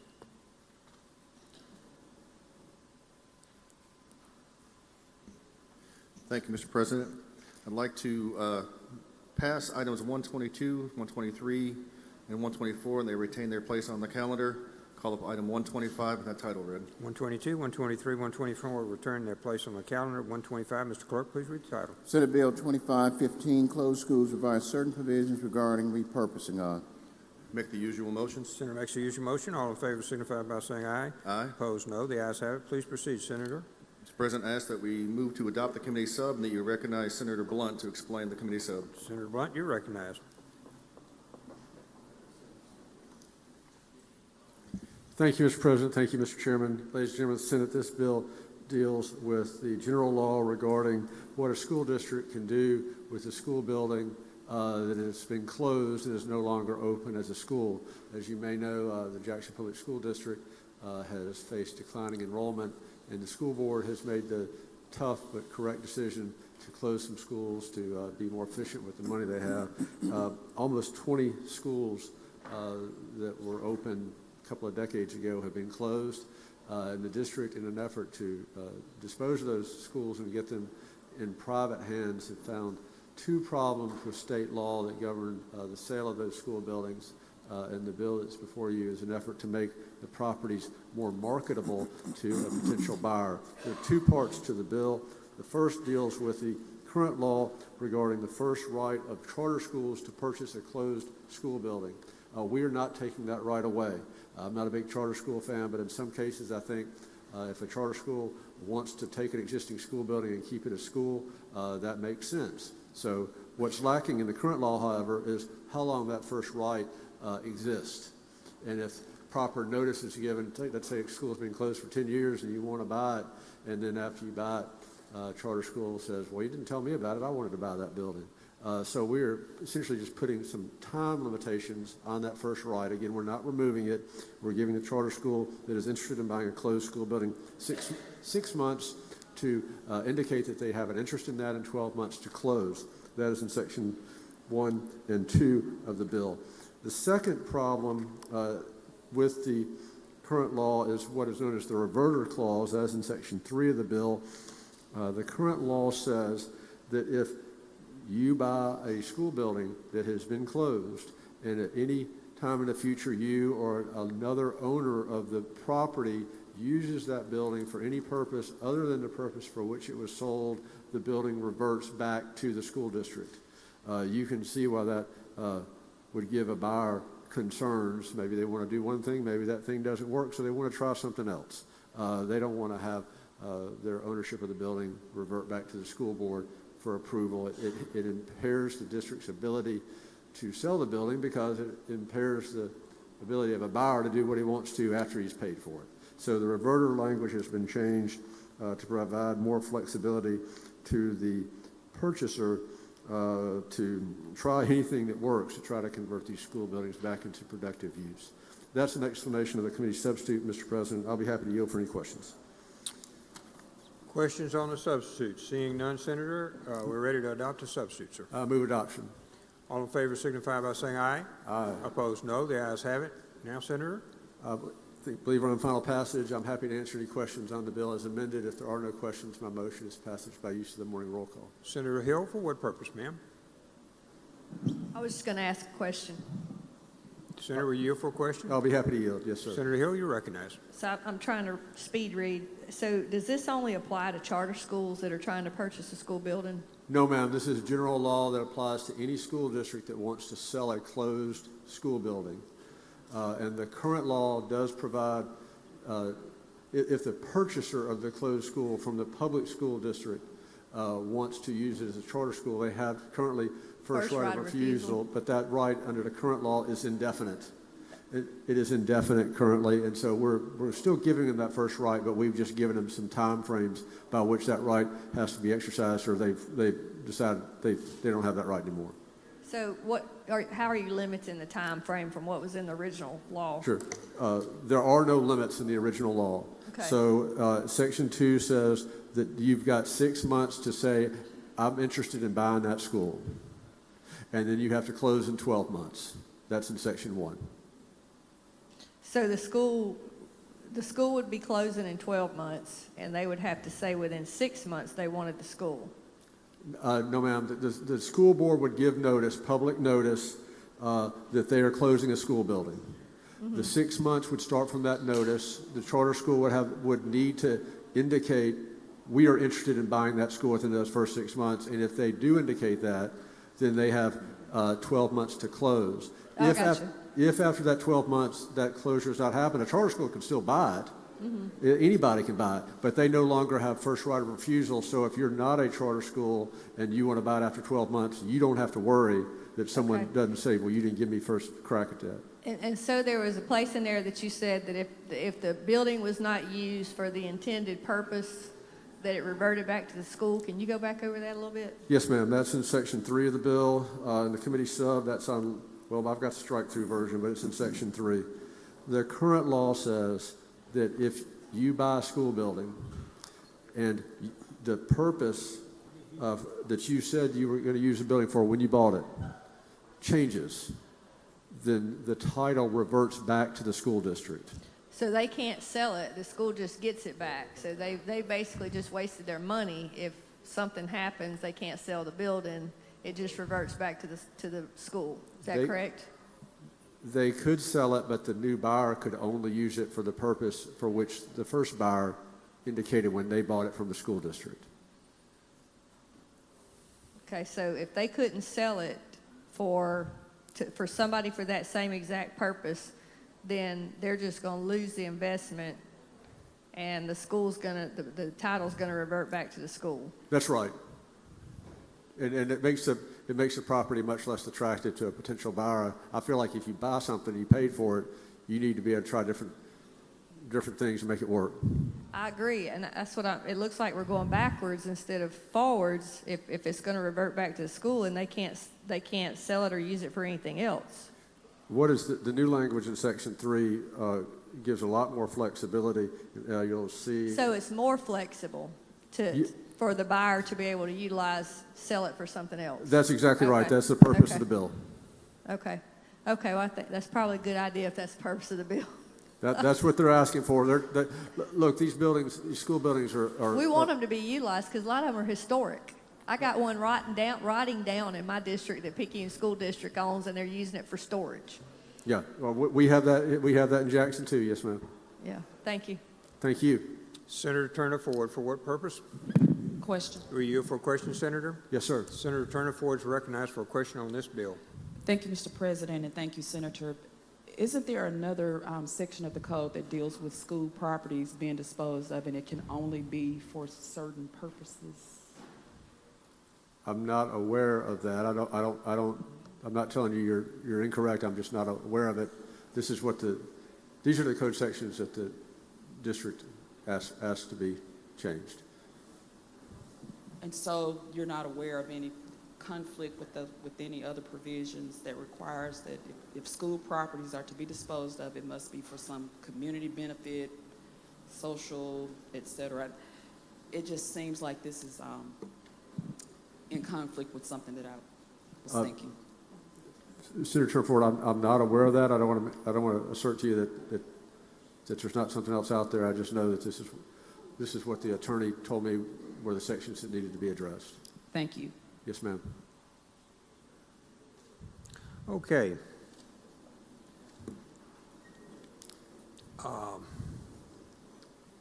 Senator Seymour. Senator Seymour, you recognized for what purpose, sir? Question, Mr. President. You for a question, Senator? Yes. Please. Thank you, Mr. President. Mr. Chairman, what about, how does this play out on 16th section land? Where you can buy essentially the leasehold interest of the school. It does not change the ownership of 16th section land, which will continue to be owned, the land itself, owned by the school district. So you could, if you own a building and you have a lease, you would, and the school could sell the building, you would just have, the new owner of the building, the school building, would have to enter into a lease with the school district. But the school board's still going to have total control over the land itself. Yes, that's right. The ownership of the 16th section land will remain with the school district. It does not change under the bill. Thank you. Thank you, Senator Seymour.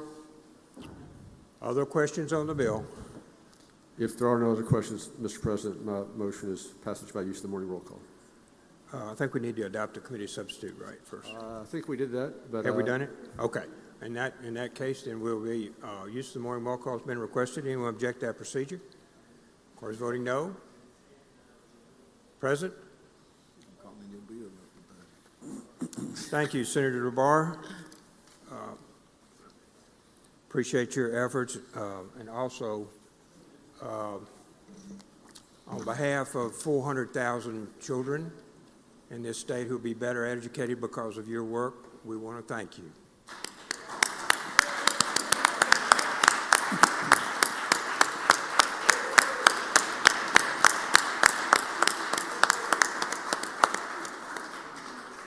Okay, Senator Barnett.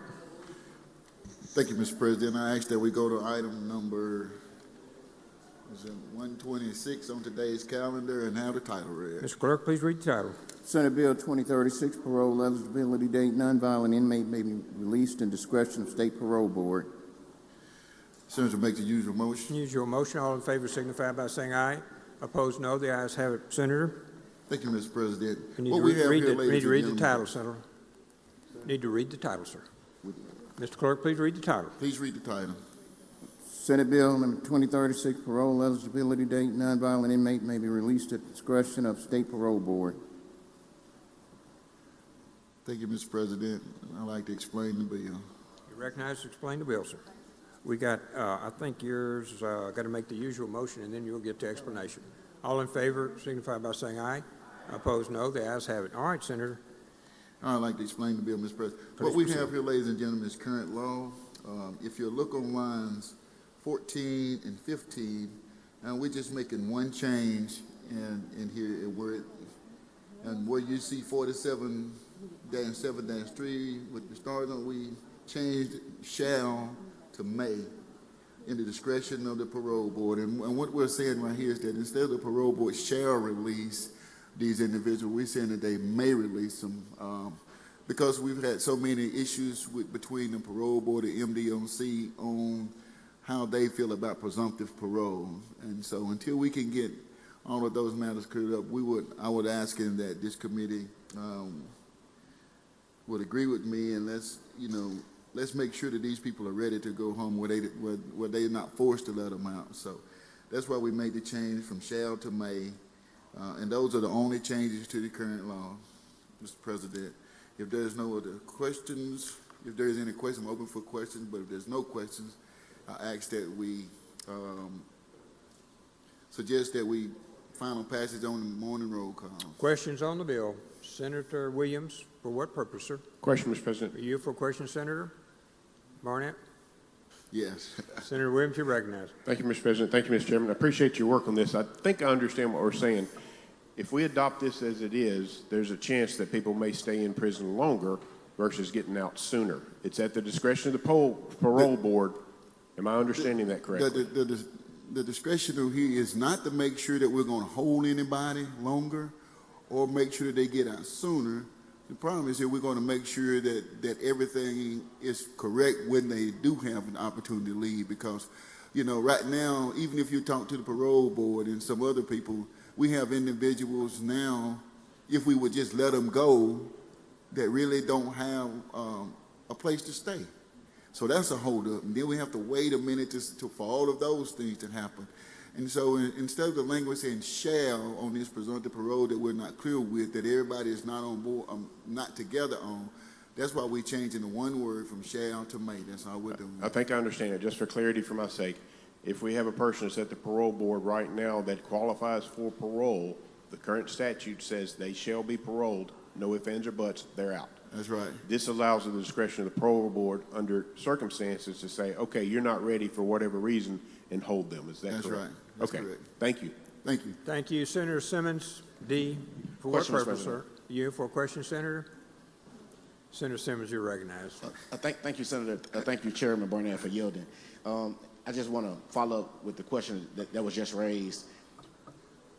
What's the rationale from changing the language again, Chairman Barnett, from shall to may, and we are only talking about non-valid offenders? We're not talking about valid offenders. Why wouldn't the parole board want to have language based upon what we as a deliberate body passed many years ago regarding parole eligibility or presumptive parole? Why wouldn't they want shall language for non-violent offenders?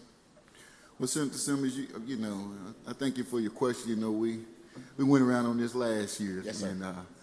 And I think where I am as far as reform. I don't think anybody in this building has fought for reform as hard as I have. But I do understand also is that we have our shortcomings, and I'm here to admit that we got a long way to go. We have passed a lot of good legislation through here, and I appreciate y'all for doing that. But at the same time, I'm just being honest with you all, just like I'm being honest with myself. Until we could get a lot more of our problems worked out, then I can understand and going to parole board meetings and being part of the hearings and things. So I understand that they need a little bit more discretion sometimes, because the information passed between both agencies right now is not as fluid as we would like for it to be. They're not as transparent as we would like for it to be. So this is not an attempt to hold anybody or just for the sake of holding them. This just to make sure that even if it's nonviolent offenders, that we're making sure that everybody is released in the manner what they should be, with all of our I's dotted and all of our T's crossed. That's all this is. And thank you for your response, Chairman Barnett. And I'm not on corrections anymore. Under the current law, how many offenders has the parole board released under the current presumptive parole? I don't have that number. right now, but I could get you that number. I don't have that number. Okay. And so if I had some information that it was little to none, you wouldn't disagree. If you had, I mean, you know, numbers don't lie is what they say. So Yes, sir. if you had the numbers, then of course, you know. Yeah. But thank you, Chairman Barnett, for all your work, and thank you for yielding. Thank you, Mr. President. All right, Senator, ready for your motion. Thank you, Mr. President. There's no other questions. Move passage based upon the morning roll call. Use of morning roll call has been requested. Anyone object? We should be, of course, voting no. Simmons.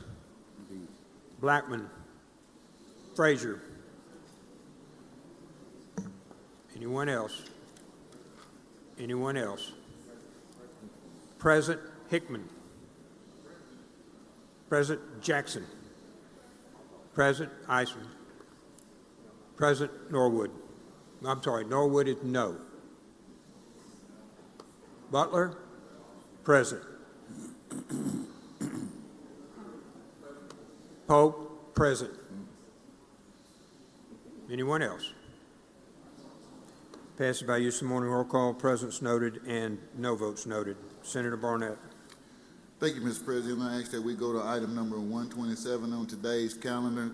Call the item up and have the title read. Mr. Clerk, please read the title. Senate Bill 2041, Study on Dyslexia Among Inmates, authorize MDOC to conduct. Thank you, Mr. President. Senator makes the usual motion. All in favor signify by saying aye. Opposed, no. The ayes have it. Please proceed, Senator. Thank you, Mr. President. I ask Senator Hickman to explain the bill. Senator Hickman, you're recognized to explain the bill, sir. Thank you, Mr. Chairman. Thank you, Mr. President. I'll start by saying this is a piece of legislation I think we passed out of this chamber unanimous, maybe with a president vote last year, and it just got caught up in the mix-up between chambers. But basically what this bill does is it asks the Department of Corrections to study dyslexia in inmates. The reason we're doing this, a couple of our friendly states, Louisiana and Texas, have both done this study in inmates under their custody. And what the study shows is that about 50% of the prisoners in Louisiana and Texas both had dyslexia. The typical effect on the general population is about 5 to 15%. So that shows that there is an extreme prevalence of dyslexia in the prison population. This study would then allow us to effectively be able to train and provide opportunities for inmates once they are no longer incarcerated or under state control. This would allow us to put them into the right career paths and, in essence, increase public safety and prevent repeat offenses. That's what this legislation does, and I'll yield for any questions.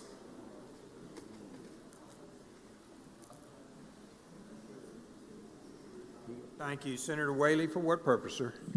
Question. Will you for a question, Senator Hickman? Yes. Senator Whaley, you're recognized. Thank you. Not on corrections, so I haven't seen or heard about this. Can you explain to me why we're going to do the study again? Can you say that one more time, please? Yes. Looking at it, Texas and Louisiana has done it, and about 50% of their prison population suffer from dyslexia. The percentage in the general population is about 5 to 15%, so it shows that there's usually a higher prevalence of dyslexia in the prison population. This would then allow us to be able to put, once they're released or prior to release, put them in proper training programs, career opportunity to hopefully get a great return on our investment, but also lead them into career path that increase public safety as well as stop them from repeat offenses. Do we have an estimate on the cost of this? Absolutely. Say that one more time. Do we have an estimate of what the cost of this study would be? Yes. So looking at it, it's about $5 per inmate is what it's an online pre-screening that they would do. From my understanding, MDOC already has the capability to record this information and to look at it. So that's what the fiscal note came back to be.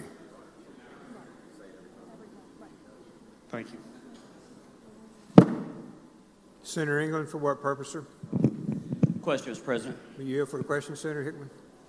Yes. Senator England, you're recognized for a question on this bill. Thank you, Mr. President. Thank you, Senator Hickman. I understand you just mentioned the studies out of Texas and Louisiana that showed, I believe you said, as many as 50% of our prison their prison population, roughly are individuals who have dyslexia, is that correct? Yes. Okay, do you see this study not only helping those that have dyslexia to be remediated within the prison system, but if we're able to determine that many of our prisoners are in that system with dyslexia, that perhaps we could find a better way in Mississippi to treat students at a younger age and to identify students at a younger age with dyslexia so that one day they may not end up on that path that led them to prison and may actually end up in a better situation and potentially to save money for the state that we're putting towards corrections now and put it back towards education. Would you agree with that? I would agree, and I'll just say this, that our chairman actually just whispered that in my ear that I need to make that a part of my response, and I also have it in my notes that these findings would also help us to keep people from going into the prison population. The ROI on this, I think, can be extremely great, and I will add, this is actually very conservative policy. Our conservative friends are the ones who are pushing this. I just happen to agree with them on this, that we can help individuals, but we can also save the state money. Thank you. And are you aware of the studies that show that many of these individuals with dyslexia are actually high IQ individuals? They just never learned to read and remediate the way that they should have been able to if the resources were available. Exactly, and it led them to not be able to go into the proper careers because we didn't know which a lot of them are committing crimes of necessity at points.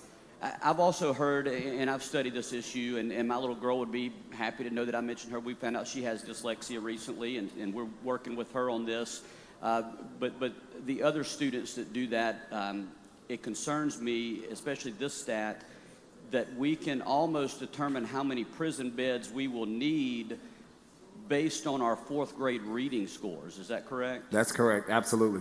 Okay, Senator Hickman, thank you very much for this. I hope this study goes forward. I hope that we use the numbers that we're able to find in this study in a way to where we can hopefully one day take some of the money that we're spending in corrections and put it towards education and helping remediate some of these very bright young children that don't currently have that opportunity. Thank you. Thank you. Thank you. Senator Blackwell. Introduction out of order. One moment, please. Let's finish the bill, sir. Senator Hickman. No more questions. Thank you, Mr. President. At this time, I would ask for final passage by use of the morning roll call. Use of the morning roll call has been requested. Anyone object? Which records voting no. Chisholm, no. Harkness, no. Tate, no. Whaley, no. Berry, no. Ladner, no. Barrett, no. Suber, no. Kahn, no. Clinton, no. Seymour, no. Taylor, no.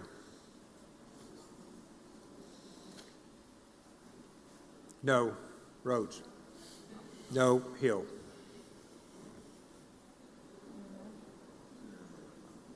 Anyone else? Seeing none, the bill passes.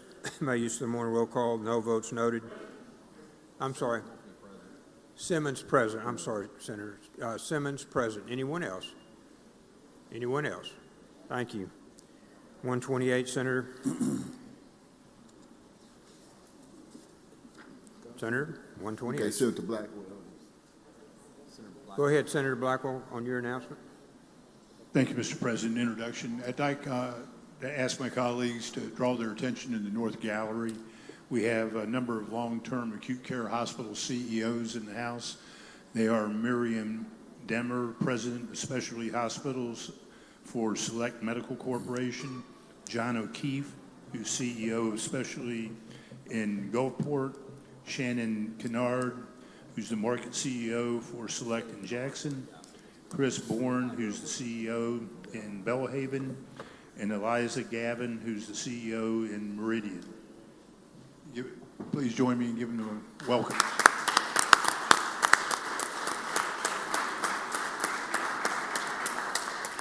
Thank you all, and thank you for what you do for our citizens. 128, Senator.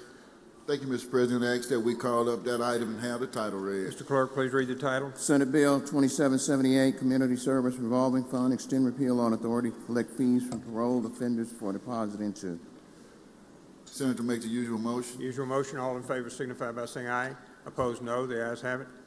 Thank you, Mr. President. Ladies and gentlemen of the Senate, this is You have to read the title, sir. Mr. Clerk, please read the title.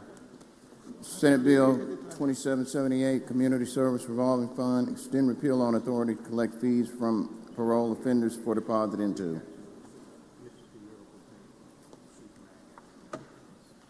Make the usual motion. That's the usual motion. All in favor signify by saying aye. Opposed, no. Now you're ready. Thank you, Mr. President. Ladies and gentlemen of the Senate, this is a very simple bill. This is just a repealer that we're extending the date on until 2030.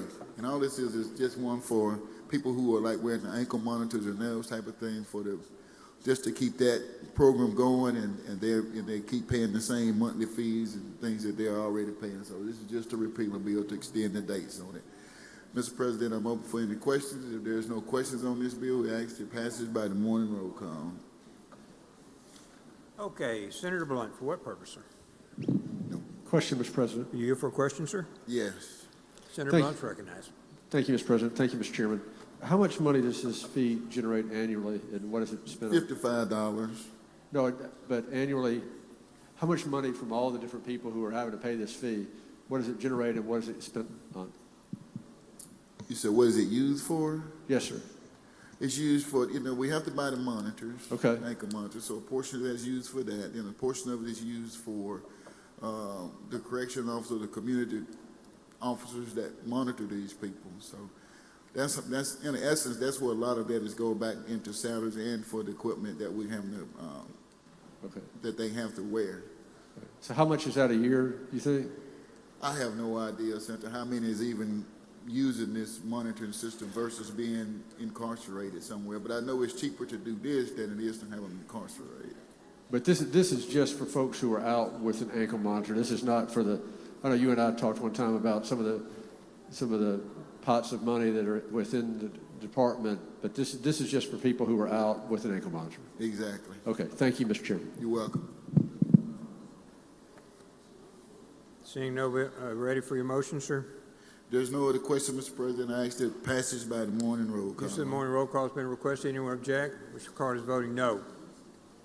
Present. Seeing none, the bill passed by use of the morning roll call. 129, Senator. Mr. President, I ask that we skip item 129, let it retain its place on the calendar and go to item 130. Bring up that item and have the title read. Mr. Clerk, please read the title. Senate Bill 2777, probation or post-release supervision of an inmate, clarify revocation.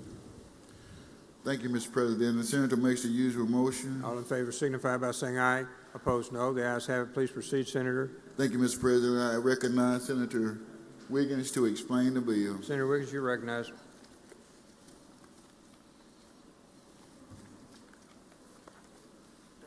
Thank you, Mr. Chairman, Mr. President. This comes to us from the Circuit Judges Association. It's a quick change, or it's a change fixing a loophole. In short, there's what's called post-release supervision. If you've been sentenced and then you have time after that, current law, this a loophole is, says that if you commit a crime, a felony while that hasn't even started, that you can't revoke that. And what this language is doing, if you, it's stating that the post-release supervision, probation, post-release supervision, or suspension of a sentence may also be revoked of anyone who has been sentenced to probation or suspension of the sentence and commits an offense that's a felony. And there was a case by the Supreme Court a number of years ago that created this loophole that prevents our circuit judges from revoking the time that is held over their head. And with that, I'd be happy to answer any questions. Questions on the bill? Move passage on the morning roll call, Mr. Seeing President. no objection, passage on the morning roll call. Does anyone object to that procedure? Of course, voting no. Present? I'm sorry. No. Simmons? Anyone else? Anyone else? Seeing none, the bill passes. Thank you, Senator Wiggins. Thank you, Senator Barnett. Senator Fillingame.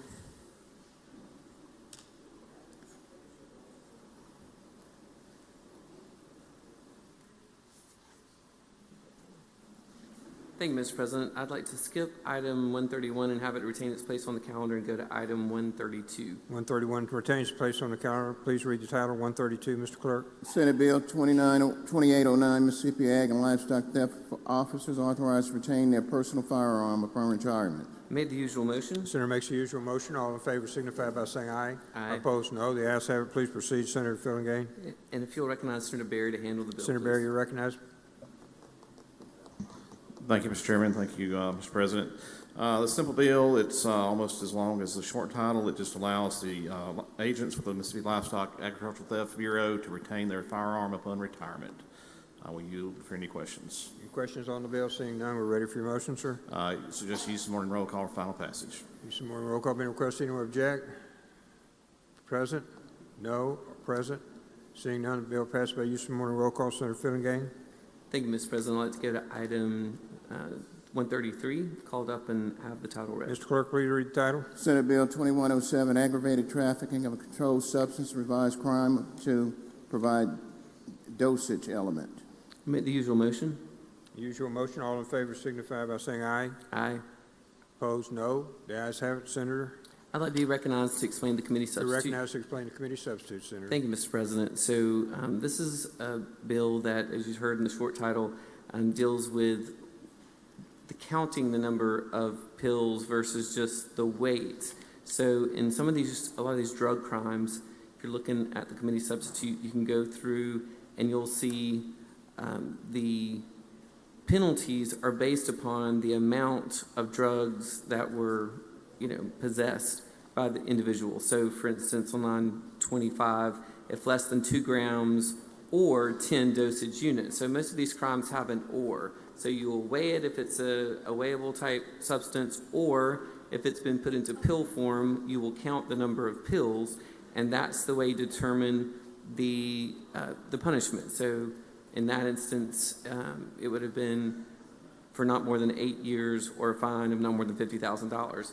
Well, that is fairly consistent throughout the statute until you get to the part towards the end where it's dealing with aggravated trafficking.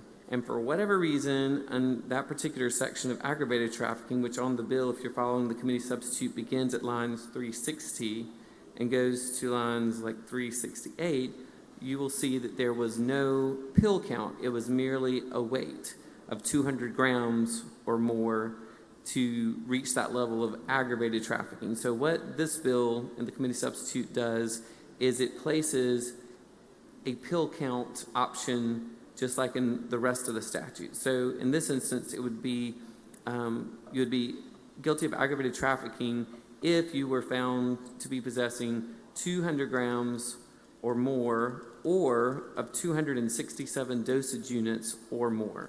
And the reason there's a committee substitute is there was a different pill count placed in the original bill, but in our Judiciary B discussions, the committee decided that it should more closely track the ratio of the previous sections of the bill, and so we changed the previous dosage unit count that had been in the original bill with 267 dosage units or more to reach that aggravated drug trafficking crime. And of course, the penalty, which we did not change, was already in the statute for aggravated trafficking upon conviction, shall be sentenced to a term of not less than 25 years, no more than life in prison, and shall be fined not less than $5,000, no more than $1 million. So again, the only change here is the addition of the pill count of 267 dosage units or more into the aggravated trafficking statute. I'll be happy to answer any questions. Questions on the bill? Senator Seymour, for what purpose, sir? Question, Mr. Are you President. for a question, Senator? Yes, sir. Senator Seymour is recognized for a question on this bill. Thank you, Mr. President. Mr. Chairman, does this include fentanyl? Yes, I'm glad you asked the question because obviously I don't prosecute crimes myself, so I asked the prosecutors which type of drugs would this come into play in, and the answer I was given was fentanyl, opioids such as OxyContin, Lortabs, and they tell us that with the proliferation of these new pill presses that you can, I guess, buy online or wherever you get them from, they're seeing lots of these homemade pills being made with pill presses at home, and a lot of those contain methamphetamine, fentanyl, and are usually marked as with an X, as though you're selling ecstasy, but in fact, they really aren't ecstasy. They're the methamphetamines or the fentanyl, which are extremely dangerous and leads to a lot of overdose deaths out in the communities. Thank you, Yes, Mr. Chairman. Other questions? Seeing none, Senator, we're ready for your motion. The motion would be to adopt the committee substitute. All in favor signify by saying aye. Aye. Opposed, no. The ayes have it. And Senator, then move to adopt the bill by use of the morning roll use of call. morning roll call has been requested. Anyone object? Should be recorded as voting no. Present. Seeing none, the bill passes by use of morning roll call. Senator, we're on 134. Thank you, Mr. President. I'd like to go to item 134, call it up and have the title read. Mr. Clerk, please read the title. Senate Bill 2793, Financial Institutions Account Fraud, Create Offense of. Made the usual motion. Senator makes the usual motion. All in favor signify by saying aye. Aye. Opposed, no. The ayes have it. Please proceed. And if I could be recognized to explain the committee substitute, Mr. President. Please proceed, sir. Thank you, Mr. President. So the reason for this bill is that we're seeing a lot in the banking institution world of theft by means other than just running and grabbing money out of a bank. So traditional theft and fraud statutes were often written before the digital age, as you know.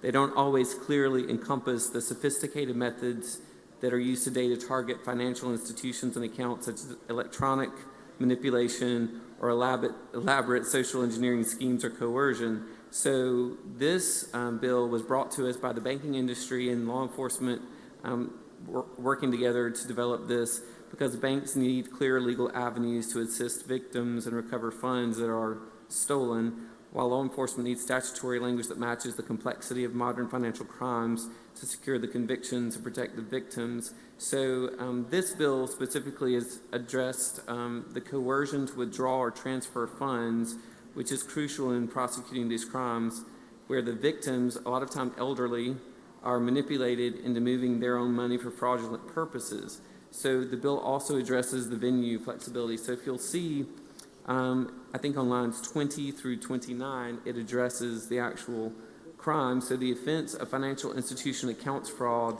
is if that person uses any false or fraudulent pretenses, representations, or promises, or any physical device, any electronic device or means of any kind, which could include like apps, those types of things, for any fraudulent scheme or coercion to cause monies to be withdrawn or taken from a financial institution, or to cause those monies to be transferred or paid by the financial institutions to another person or another financial institution with the purpose to deprive the financial institution or the financial institution's customer, which are the citizens, of the custody or control of the money. And then starting on lines 30 and following, it sets up the staggered punishments depending on how much money is actually stolen. So for instance, subsection 3 on line 30 says that whoever commits this crime, if the value obtained or sought to be obtained is less than $1,000, they shall be guilty of a misdemeanor and shall be punished by a fine of not more than $1,000 or imprisonment of not more than 6 months or both. And then as the bill progresses, it continues to graduate upward. And so that is sort of the violations and the penalty portion of the bill. And then when you get down to, I think it's around line 61 and following, it tells you about more the venue selection, so that for purposes of venue under the provisions of this section, any violation of the section may be prosecuted either in the county in which the delivery or transmission originated, the county in which the delivery or transmission was made, or the county in which any act and execution or furtherance of the scheme occurred. Because a lot of times when it's electronic, it's kind of hard to determine electronically where the crime was initiated, but you can certainly figure out where the monies were taken, you know, which institution, what county that bank was in or whatever, where the monies were moved. So that's kind of what this bill is about, and I will be happy to try and answer any questions.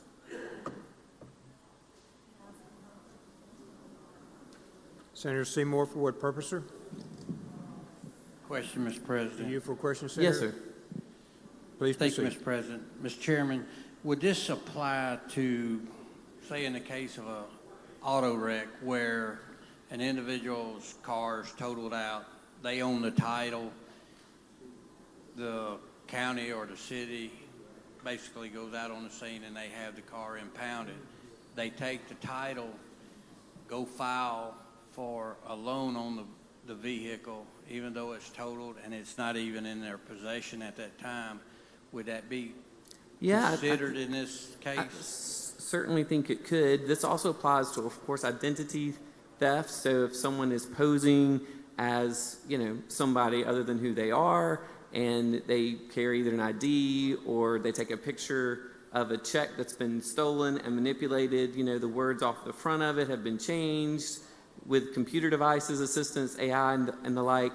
And, any of these types of schemes where you're pretending to be something that you're not in order to get monies moved, or, even a lot of times, I know with elderly folks and grandparents and stuff, they get these telemarketer phone calls like all the time, trying to say, oh, you're entitled to this money and please give me your social security card information and, redeem your reward and all this kind of stuff. So any of these manipulations that coerce people or manipulate lenders to give money out to someone like you were suggesting other than who they are, or they shouldn't be entitled to the money, but they're posing as someone entitled to the money, that's where this new offense could come into play.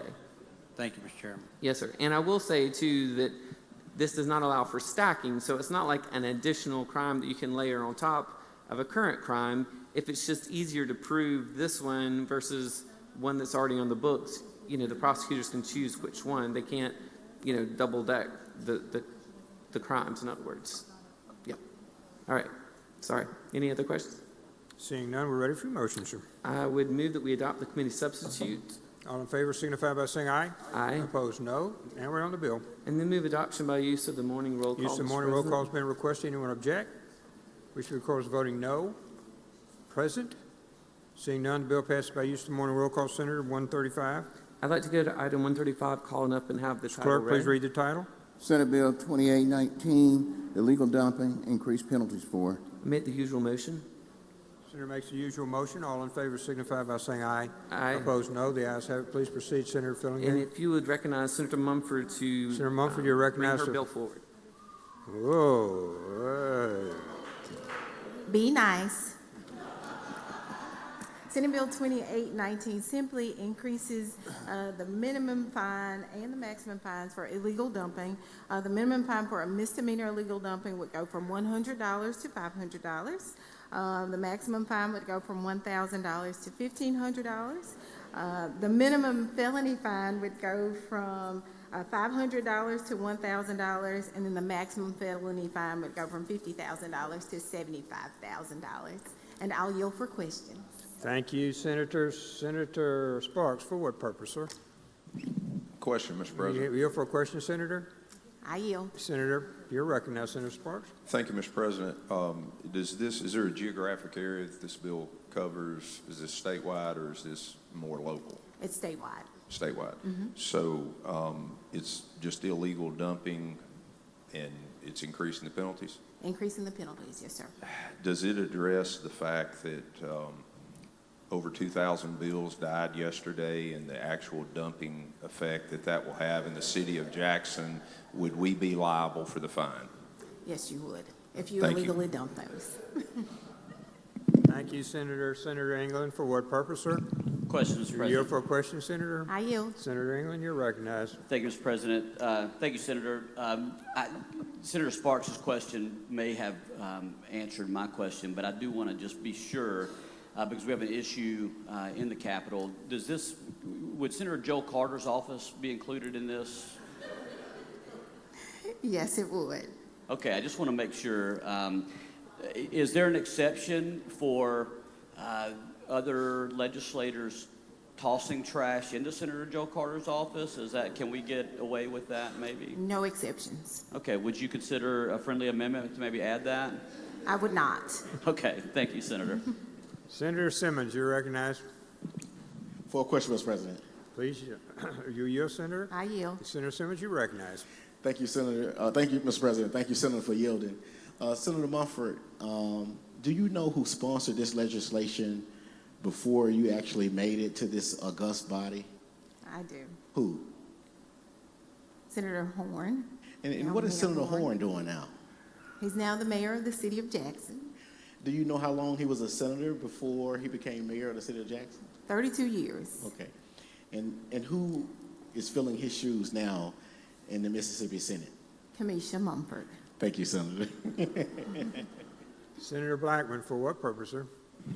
Question, Mr. President. You yield for a question, Senator? I yield. Senator Blackman, you're recognized for a question. Thank you, Senator. I was just wondering if the impetus for this bill came about because of the actions of Senator England? No, sir. Oh, thank you. Senator Carter, you're recognized, sir, for what purpose? Question. Will you yield for a question, Senator? I yield. Senator Carter, you're recognized for a question. So would you agree that Senator England's questions were very inappropriate? I agree. Thank you. Any other questions on the bill? Senator, we're ready for your motions. Motion for passage on the morning roll call. Does anyone object to procedure? You're impelled passage.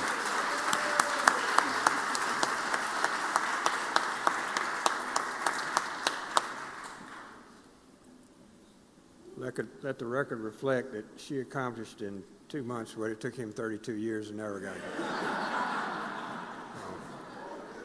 We still love you, John, but whatever. All right, so let's go.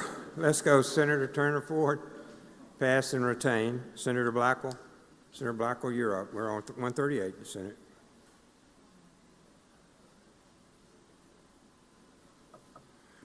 I'd like to pass items 138 through 140 and go to item 141, Senate Bill 2765, and ask the title be read. 138, 139, and 140 retain their place upon the calendar. 141, Mr. Clerk. Senate Bill number 2765, Income Verification System, bring forward code sections concerning.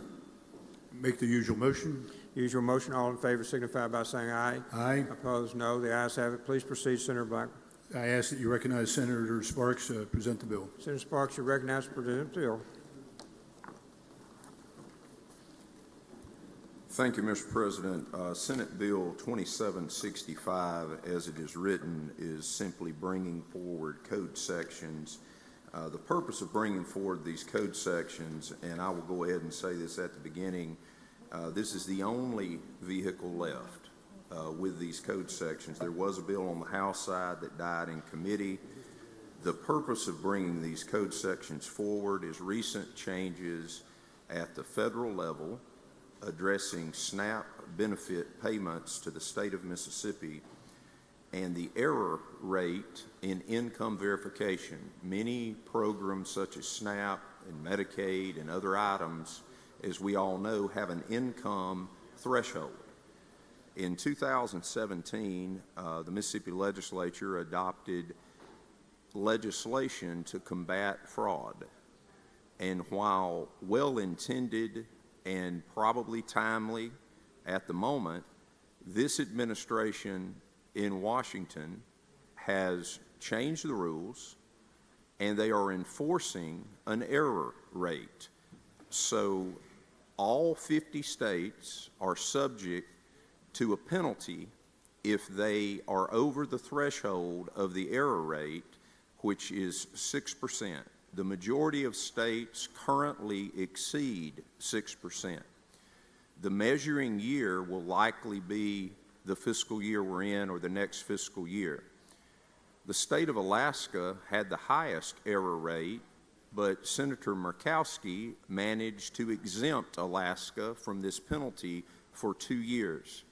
If Mississippi is subjected to this penalty, which would be a clawback of funds, it would equal $128 million annually that we would lose in the state of Mississippi. Doesn't mean our recipients may lose that money. It would mean the federal government would demand that amount of money back from us. As you are all well aware, we currently are subject to a TANF demand that is in the air of several $millions. We cannot continue with the path we're on and suffer a $128 million annual hit to the system. In the discussions with the Department of Human Services, they believe they can get the error rate down. While I appreciate their belief, my concern is they think they can get it below 8. and it would only cost $40 million a year. That is not acceptable. When we think about project bills, when we think about programs in this state, if we take a $128 million hit, it is not going to be pretty. So these code sections are brought forward. Representative DeWeese on the House side and I have had conversations about this. He is very involved with the budget. I think the DHS budget on that end of the hall is his responsibility. We know about this issue. This issue came to light within the last few months. I will give a lot of credit to Dr. Courtney Taylor at Accelerate Mississippi and many of the trips that she was making to Washington. She made me aware of this. When asked during one of the hearings, the director of the agency acknowledged this. So this is a legitimate situation. I've been accused of being a numbers guy. There's other people in this state that are accused of being numbers guys. $128 million is a number we cannot afford. So while I'm asking you to pass these code sections, we are considering removing ourselves from being the only state in the nation that is change reporting. Now, was that a good decision when it was made? It very well may have been. I wasn't here in 2017. But this administration recognizes that we're pushing toward $40 trillion, in federal debt. So I have expressed this in the groups that we've spoken to with the one-door policy, that we're going to see this, and I thank Chairman Blackwell for bringing this forward in Medicaid, because this will affect, I'm going to say eventually, every area where federal money flows to the states. And I think we ought to get it right, because we're talking about an error rate. We're talking about when we're wrong. But I want to be very clear. Being a change reporting state gives you about 10 days to report a change that may be as small as $150. And I think about a server, for instance, in one of our university towns. On a given month, they have 3 or 4 home football games, and their income is going to be here. Then the next month, we have 3 or 4 away games, and their income is going to move, and we're making them report that. And if when the sample size is taken by the federal government, that error exists, we are dinged. So this is not in any way encouraging people to be fraudulent. This is not in any way causing us to not be focused on transparency. This is simply acknowledging the fact that if we remain the only state in the nation as a change reporting state, and we don't have some answer from DHS that they've got the software able to get us below 6%, we will give up $128 million a year. With that, Mr. President, I would yield any questions. Questions on the bill? Senator Hill, for what purpose, ma'am? Speak.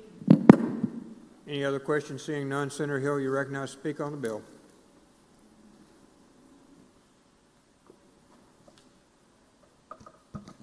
Thank you, Mr. President. And Senator Sparks, I do respect what you're trying to do here. I'm just trying to remind people what the HOPE Act attempted to do. But I understand we're caught in a place here with it. But based on, of course, what ChatGPT is giving back to me, the Eligibility Verification and Fraud Prevention requires Mississippi's Department of Medicaid and Human Services to work together to verify identities, income, assets, residency, and household composition for applying for public benefits. Aims to reduce fraud, waste, and improper payments in those programs, checking on eligibility. Number 2, work requirements for SNAP and public assistance. Reinforces or codifies work-related requirements like work, training, or job search for able-bodied adults without dependents to qualify for and keep SNAP. Reporting and transparency measures expands reporting and data sharing between agencies to improve oversight and public transparency of welfare programs. Restores some limits on benefits that were loosened earlier, for example, income and asset tests for SNAP eligibility and other welfare programs to make sure benefits go to the low-income households and reduce improper access. Overall, its implementation focused on tightening eligibility, detecting and preventing fraud, and requiring work or training participation for certain recipients with a stated goal of strengthening the program integrity and encouraging self-sufficiency. And so that's what it does. And I would ask the chair, does this bill, does it have a reverse pillar in it now? It's just code section? And you just sent it to the House open with code section? Would you be opposed to it going with a reverse repealer? Senator, are you commenting on the bill, or if you want to ask questions? I'm done. Okay. All right. Senator Sparks, you're recognized to close on the bill, sir. Thank you, Mr. President.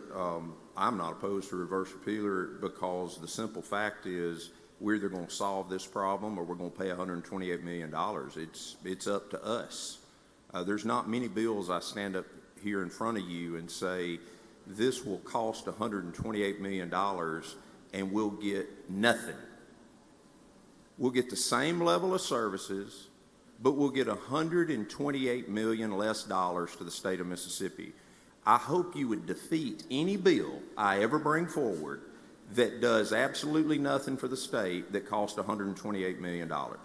I'm one of those attorneys that does not trust ChatGPT and AI. I actually read my books, but it is in the department's knowledge. They have acknowledged this over the years, that we are the only state, and in no way, form, or fashion, I agree with Senator Hill. I want to be very transparent, and I want the people of the state of Mississippi who receive any benefit to be qualified for those benefits, because if we're good about making sure we verify the proper people get the benefits, maybe the benefits to the people who really need them can be more. But in this case, I'm simply asking that we pass this bill along, that we work on this language, and that we make a decision as a legislative body on both ends of this hall that we are not going to lose $128 million, because I have not been given a solution by the department. They have test areas where they're running some income verification software. It's just not the answer we need. So we have to make a decision about what we're doing. And with that, Mr. President, I'd move for passage on the morning roll call. Use of morning roll call been requested. Anyone object to the procedure? According to voting, no. Chisholm, no. Anyone else? Hill, no. Williams, no. Anyone else? Tate, no. McClendon, no. Anyone else? Anyone else? Seeing none, the bill passes. Noes noted. Senator Barrett, you're up, sir. Thank you, Senator Sparks. Senator Barrett, you're up on 142. Thank you, Mr. President. I ask that we pass items 142 and 143 and call up item 144. 142 and 143 retain their place on the calendar. Mr. Clerk, please read the title. Senate Bill 2341, Public Lands, extend date of repeal on section prescribing who may purchase. I make the usual motion. Senator makes the usual motion. All in favor signify by saying aye. Opposed, no. The ayes have it. Please proceed, Senator. Mr. President, I'd like to briefly describe the bill. What this does is it extends the repealer it will expire July 1st of 2026. This would extend the repealer to July 1st, 2029 on state properties. Well, you can read it in the short title. That's a brief explanation, Mr. President, and I yield for any questions.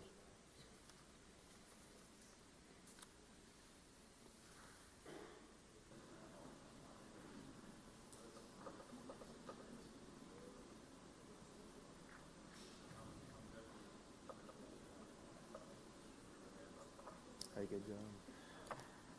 Okay, Senator. I yield for any questions, Mr. Questions President. on the bill? Seeing none, Senator, we're ready for your motion. Mr. President, I ask for final passage by use of the morning roll Use of call. morning roll call being requested. Anyone object to the procedure? Of course, voting no. Present? Seeing none, please proceed. Mr. President, I ask that we pass item 145 and 146, call up bill number 147, and read the title. 145, 146 retain their place on the calendar. 147, Mr. Clerk, please read the title. Senate Bill 2596, MDOT, authorizes transfer and conveyance of certain real property to the city of Ridgeland. Thank you, Mr. President. Mr. President, I ask that we adopt the committee sub. You're recognized to explain the committee substitute. I'm sorry, you need to make the usual motion. Yes, sir, I'm sorry. I'll make the usual motion. All in favor signify by saying aye. I ask Opposed, that we no. adopt. Now we're ready. Yes, sir, I ask that we adopt committee sub. You're recognized to explain the committee sub. Mr. President, what this bill does is it transfers from the state to the city of Ridgeland land that was, I guess it's superfluous. It's unneeded after the highway construction. What they're doing is giving that back to the city of Ridgeland. That is a brief explanation of the bill. Mr. President, I have an amendment at the appropriate time. Okay, we'll first adopt the committee substitute. Yes, Mr. President, I ask that we adopt the committee substitute. All in favor signify by saying aye. Opposed, no. The ayes have it, Senator. Mr. President, I ask that I have an amendment. I think it's up on the... One moment, please. It's on the, please proceed, sir. Mr. President, a reverse repealer was placed in this bill because we were waiting on language from Mississippi Department of Transportation stating that indeed they do no longer need this property. We now have this, this letter of correspondence from Mississippi Department of Transportation. So what the amendment would do is remove lines 67 and 68, which is the reverse repealer. Question, Senator Seymour, for what purpose? Mr. President. Will you for questions, sir? I do. Senator Seymour, you recognize. Thank you, Mr. President. Mr. Chairman, why do we not convey the mineral rights to the city also? In my limited time as the chairman of public property, every transfer that we have made or will make has been where we retain the mineral rights. The state retains the mineral rights. Thank you. Senator Carter, for what purpose? Thank you, Mr. President. A question? Will you yield for a question, sir? I yield. Senator Carter is recognized for a question on the bill. Senator, who's behind this bill? This bill is brought to us by a learned senator from Madison County. So this is not a municipality bill? No, sir. This was brought. This bill was brought from a senator in Madison. So strictly Madison County, correct? That's correct. All right. Thank you. We're ready to adopt the amendment to the committee substitute, I think. Yes, Mr. President, I ask that the amendment is adopted. All in favor signify by saying aye. Opposed, no. The ayes have it. Mr. President, I ask for passage on the morning roll. Passage on the morning roll call. Object to procedure. Oh, I'm sorry, Senator Hill. We have a question on the bill. We're back on the committee substitute that we've adopted in here. We have a question from Senator Hill. Will you yield, sir? I yield. Senator Hill, you're recognized. So this was brought to you by Madison County, Correct. and what's the general purpose of it again? I'm slow today, I apologize. No, it's okay. There was some property I that... have to use Chat GPT, I'm so slow today. I understand. Property, Mississippi Department of Transportation used some property to expand a highway, and some of the property was not needed, so this is just transferring that property back. Okay, that's all it does? That's it. Okay, thank you. Thank you.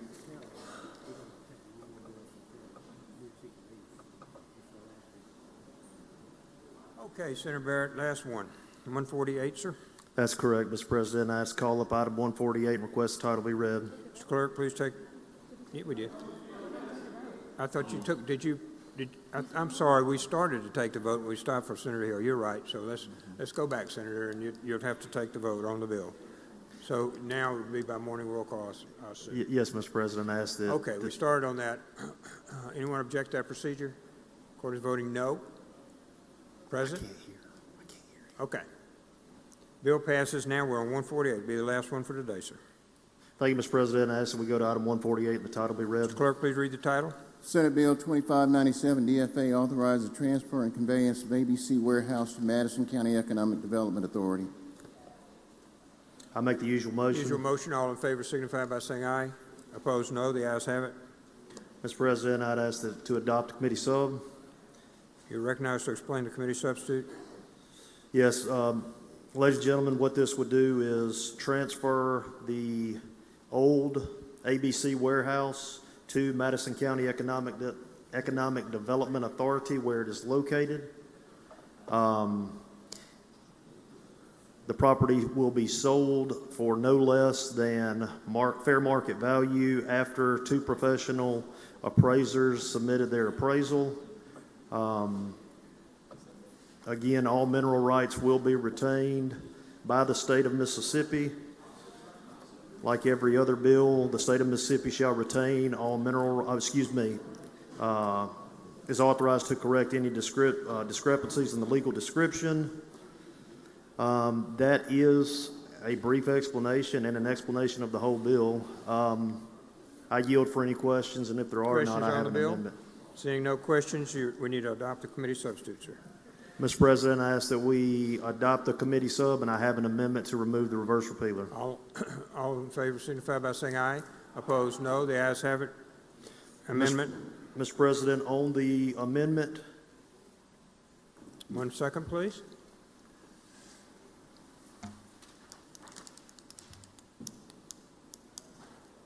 One moment. Okay, it's up now, Senator. Thank you, Mr. President. This would amend lines 50 through 51 by striking the reverse repealer. There is no money being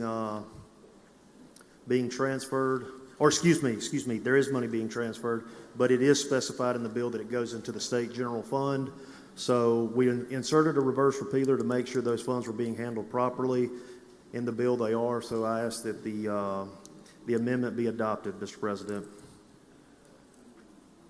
Seeing no questions, all in favor signify by saying aye. Opposed, no. The ayes have it. Senator? Yes, Mr. President. On the committee sub, I ask that it is passed by the morning roll call.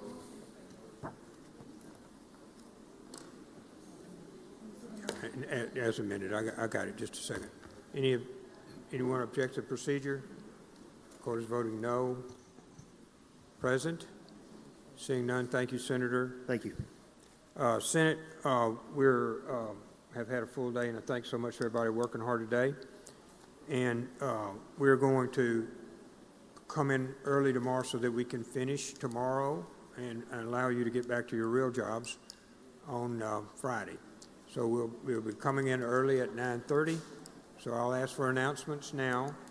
We have one announcement that will require a hearing early in the morning, but at 9:30 we'll start. So Senator McMahon, for what purpose, sir? I'd ask for unanimous consent to be added to items 16, 27, 38, and 78 on today's calendar. Seeing no objection granted. Senator Suber. Journey memory. Please proceed. When the Senate adjourns today, I would ask to do so for Landon Arbuckle, was a 7th grader at Water Valley Junior High that lost his life. Senator Seymour. I'd like to ask the Senate with unanimous consent to be added to item 74 and item 82 on today's calendar. 74 and 82, Mr. Clerk. Seeing no objection granted. Senator Simmons. Thank you, Mr. President. I ask for unanimous consent to be added on item 27 and item 82 on today's calendar, and I also have an announcement. 27 and 82, Mr. Clerk. Please proceed. Thank you, Mr. President. Senators, the legislative appreciation reception by the Mississippi Association of Supervisors is at 5 o'clock at the Sheraton this afternoon. So our supervisors are out there, and please go out and show your support to our supervisors. Thank you. Senator Blackman. Thank you, Mr. President. I request unanimous consent to be added as a co-author to items 103 and 104. Those are Senate Bills 2653 and 2654. 103 and 104, Mr. Clerk. Senator McClendon. Yes, Mr. President. Number 114 on today's calendar, Senate Bill 2441, I'd like to hold on a motion to reconsider. Number 114 on motion to reconsider to the chairman. One moment, please. You got it? Okay. Senate Bill. Go ahead, please read the title. Yes, sir. Senate Bill 2441, limited medical licenses, and require provisions regarding and create additional limited licenses. Thank you. Senator Hickman. Thank you, Mr. President. I'd like to ask unanimous consent to be added as a co-author to item number 92, Senate Bill 2378. 2378. Thank you, Senator Norwood. Thank you, Mr. President. I'd like unanimous consent to be added to, as a co-author, Senate, on today's calendar, 110, Senate Bill 2713, 112, Senate Bill 2748, and 125, Senate Bill 2515. Thank you, Senator. So no objection. Granted. Senator Rhodes. Thank you, Mr. President.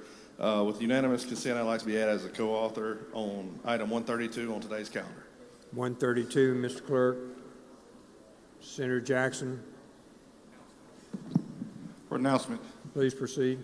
The Senate HOA Special Fund Subcommittee will meet tomorrow in room 216 at 8:30, 8:45, and 9. We'll be meeting with 3 agencies. HOA Special Fund Subcommittee, that's Senators Barnett, Jackson, McCon, and Seymour.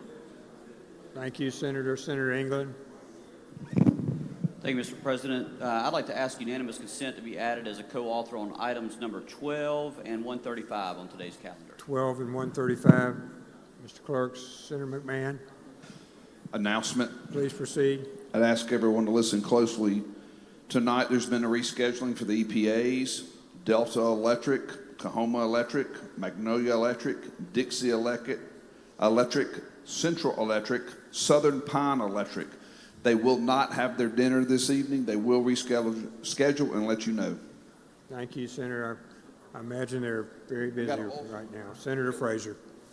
Thank you, Mr. President. I request unanimous consent to be added to item number 135, Senate Bill 2819 on today's calendar. 2819, 135. Senator Simmons. Thank you, Mr. President.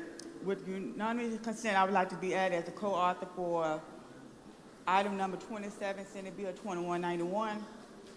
Item number 33, Senate Bill 2885. Item number 82, 2293. Item number 92, 2378. Item number 127, Senate Bill 2041. Thank you. Did you get all those? All right. Senator Butler. Thank you, Mr. President. With unanimous consent, I would like to be added to Senate Bill number 125, 2515, and number 147, 2596. Seeing no objection, granted. Senator Blunt. Thank you, Mr. President. With unanimous consent, I would ask to be added as a co-author to item number 135, Senate Bill 2819. Senator Blackwell. Announcement. Please proceed. Tomorrow, junior page pictures will be taken with the Lieutenant Governor and the following senators: Barrett, Berry, Hickman, Kirby, Suber, and Younger. Thank you, Senator. Any other announcements? Okay. Please pay attention again. So we're starting a little early so that we can finish hopefully tomorrow. Senator Blackwell. Thank you, Mr. President. I move the Senate stand adjourned until 9:30 tomorrow morning. 9:30 tomorrow morning. All in favor signify by saying aye. Aye. Opposed, no. We stand adjourned.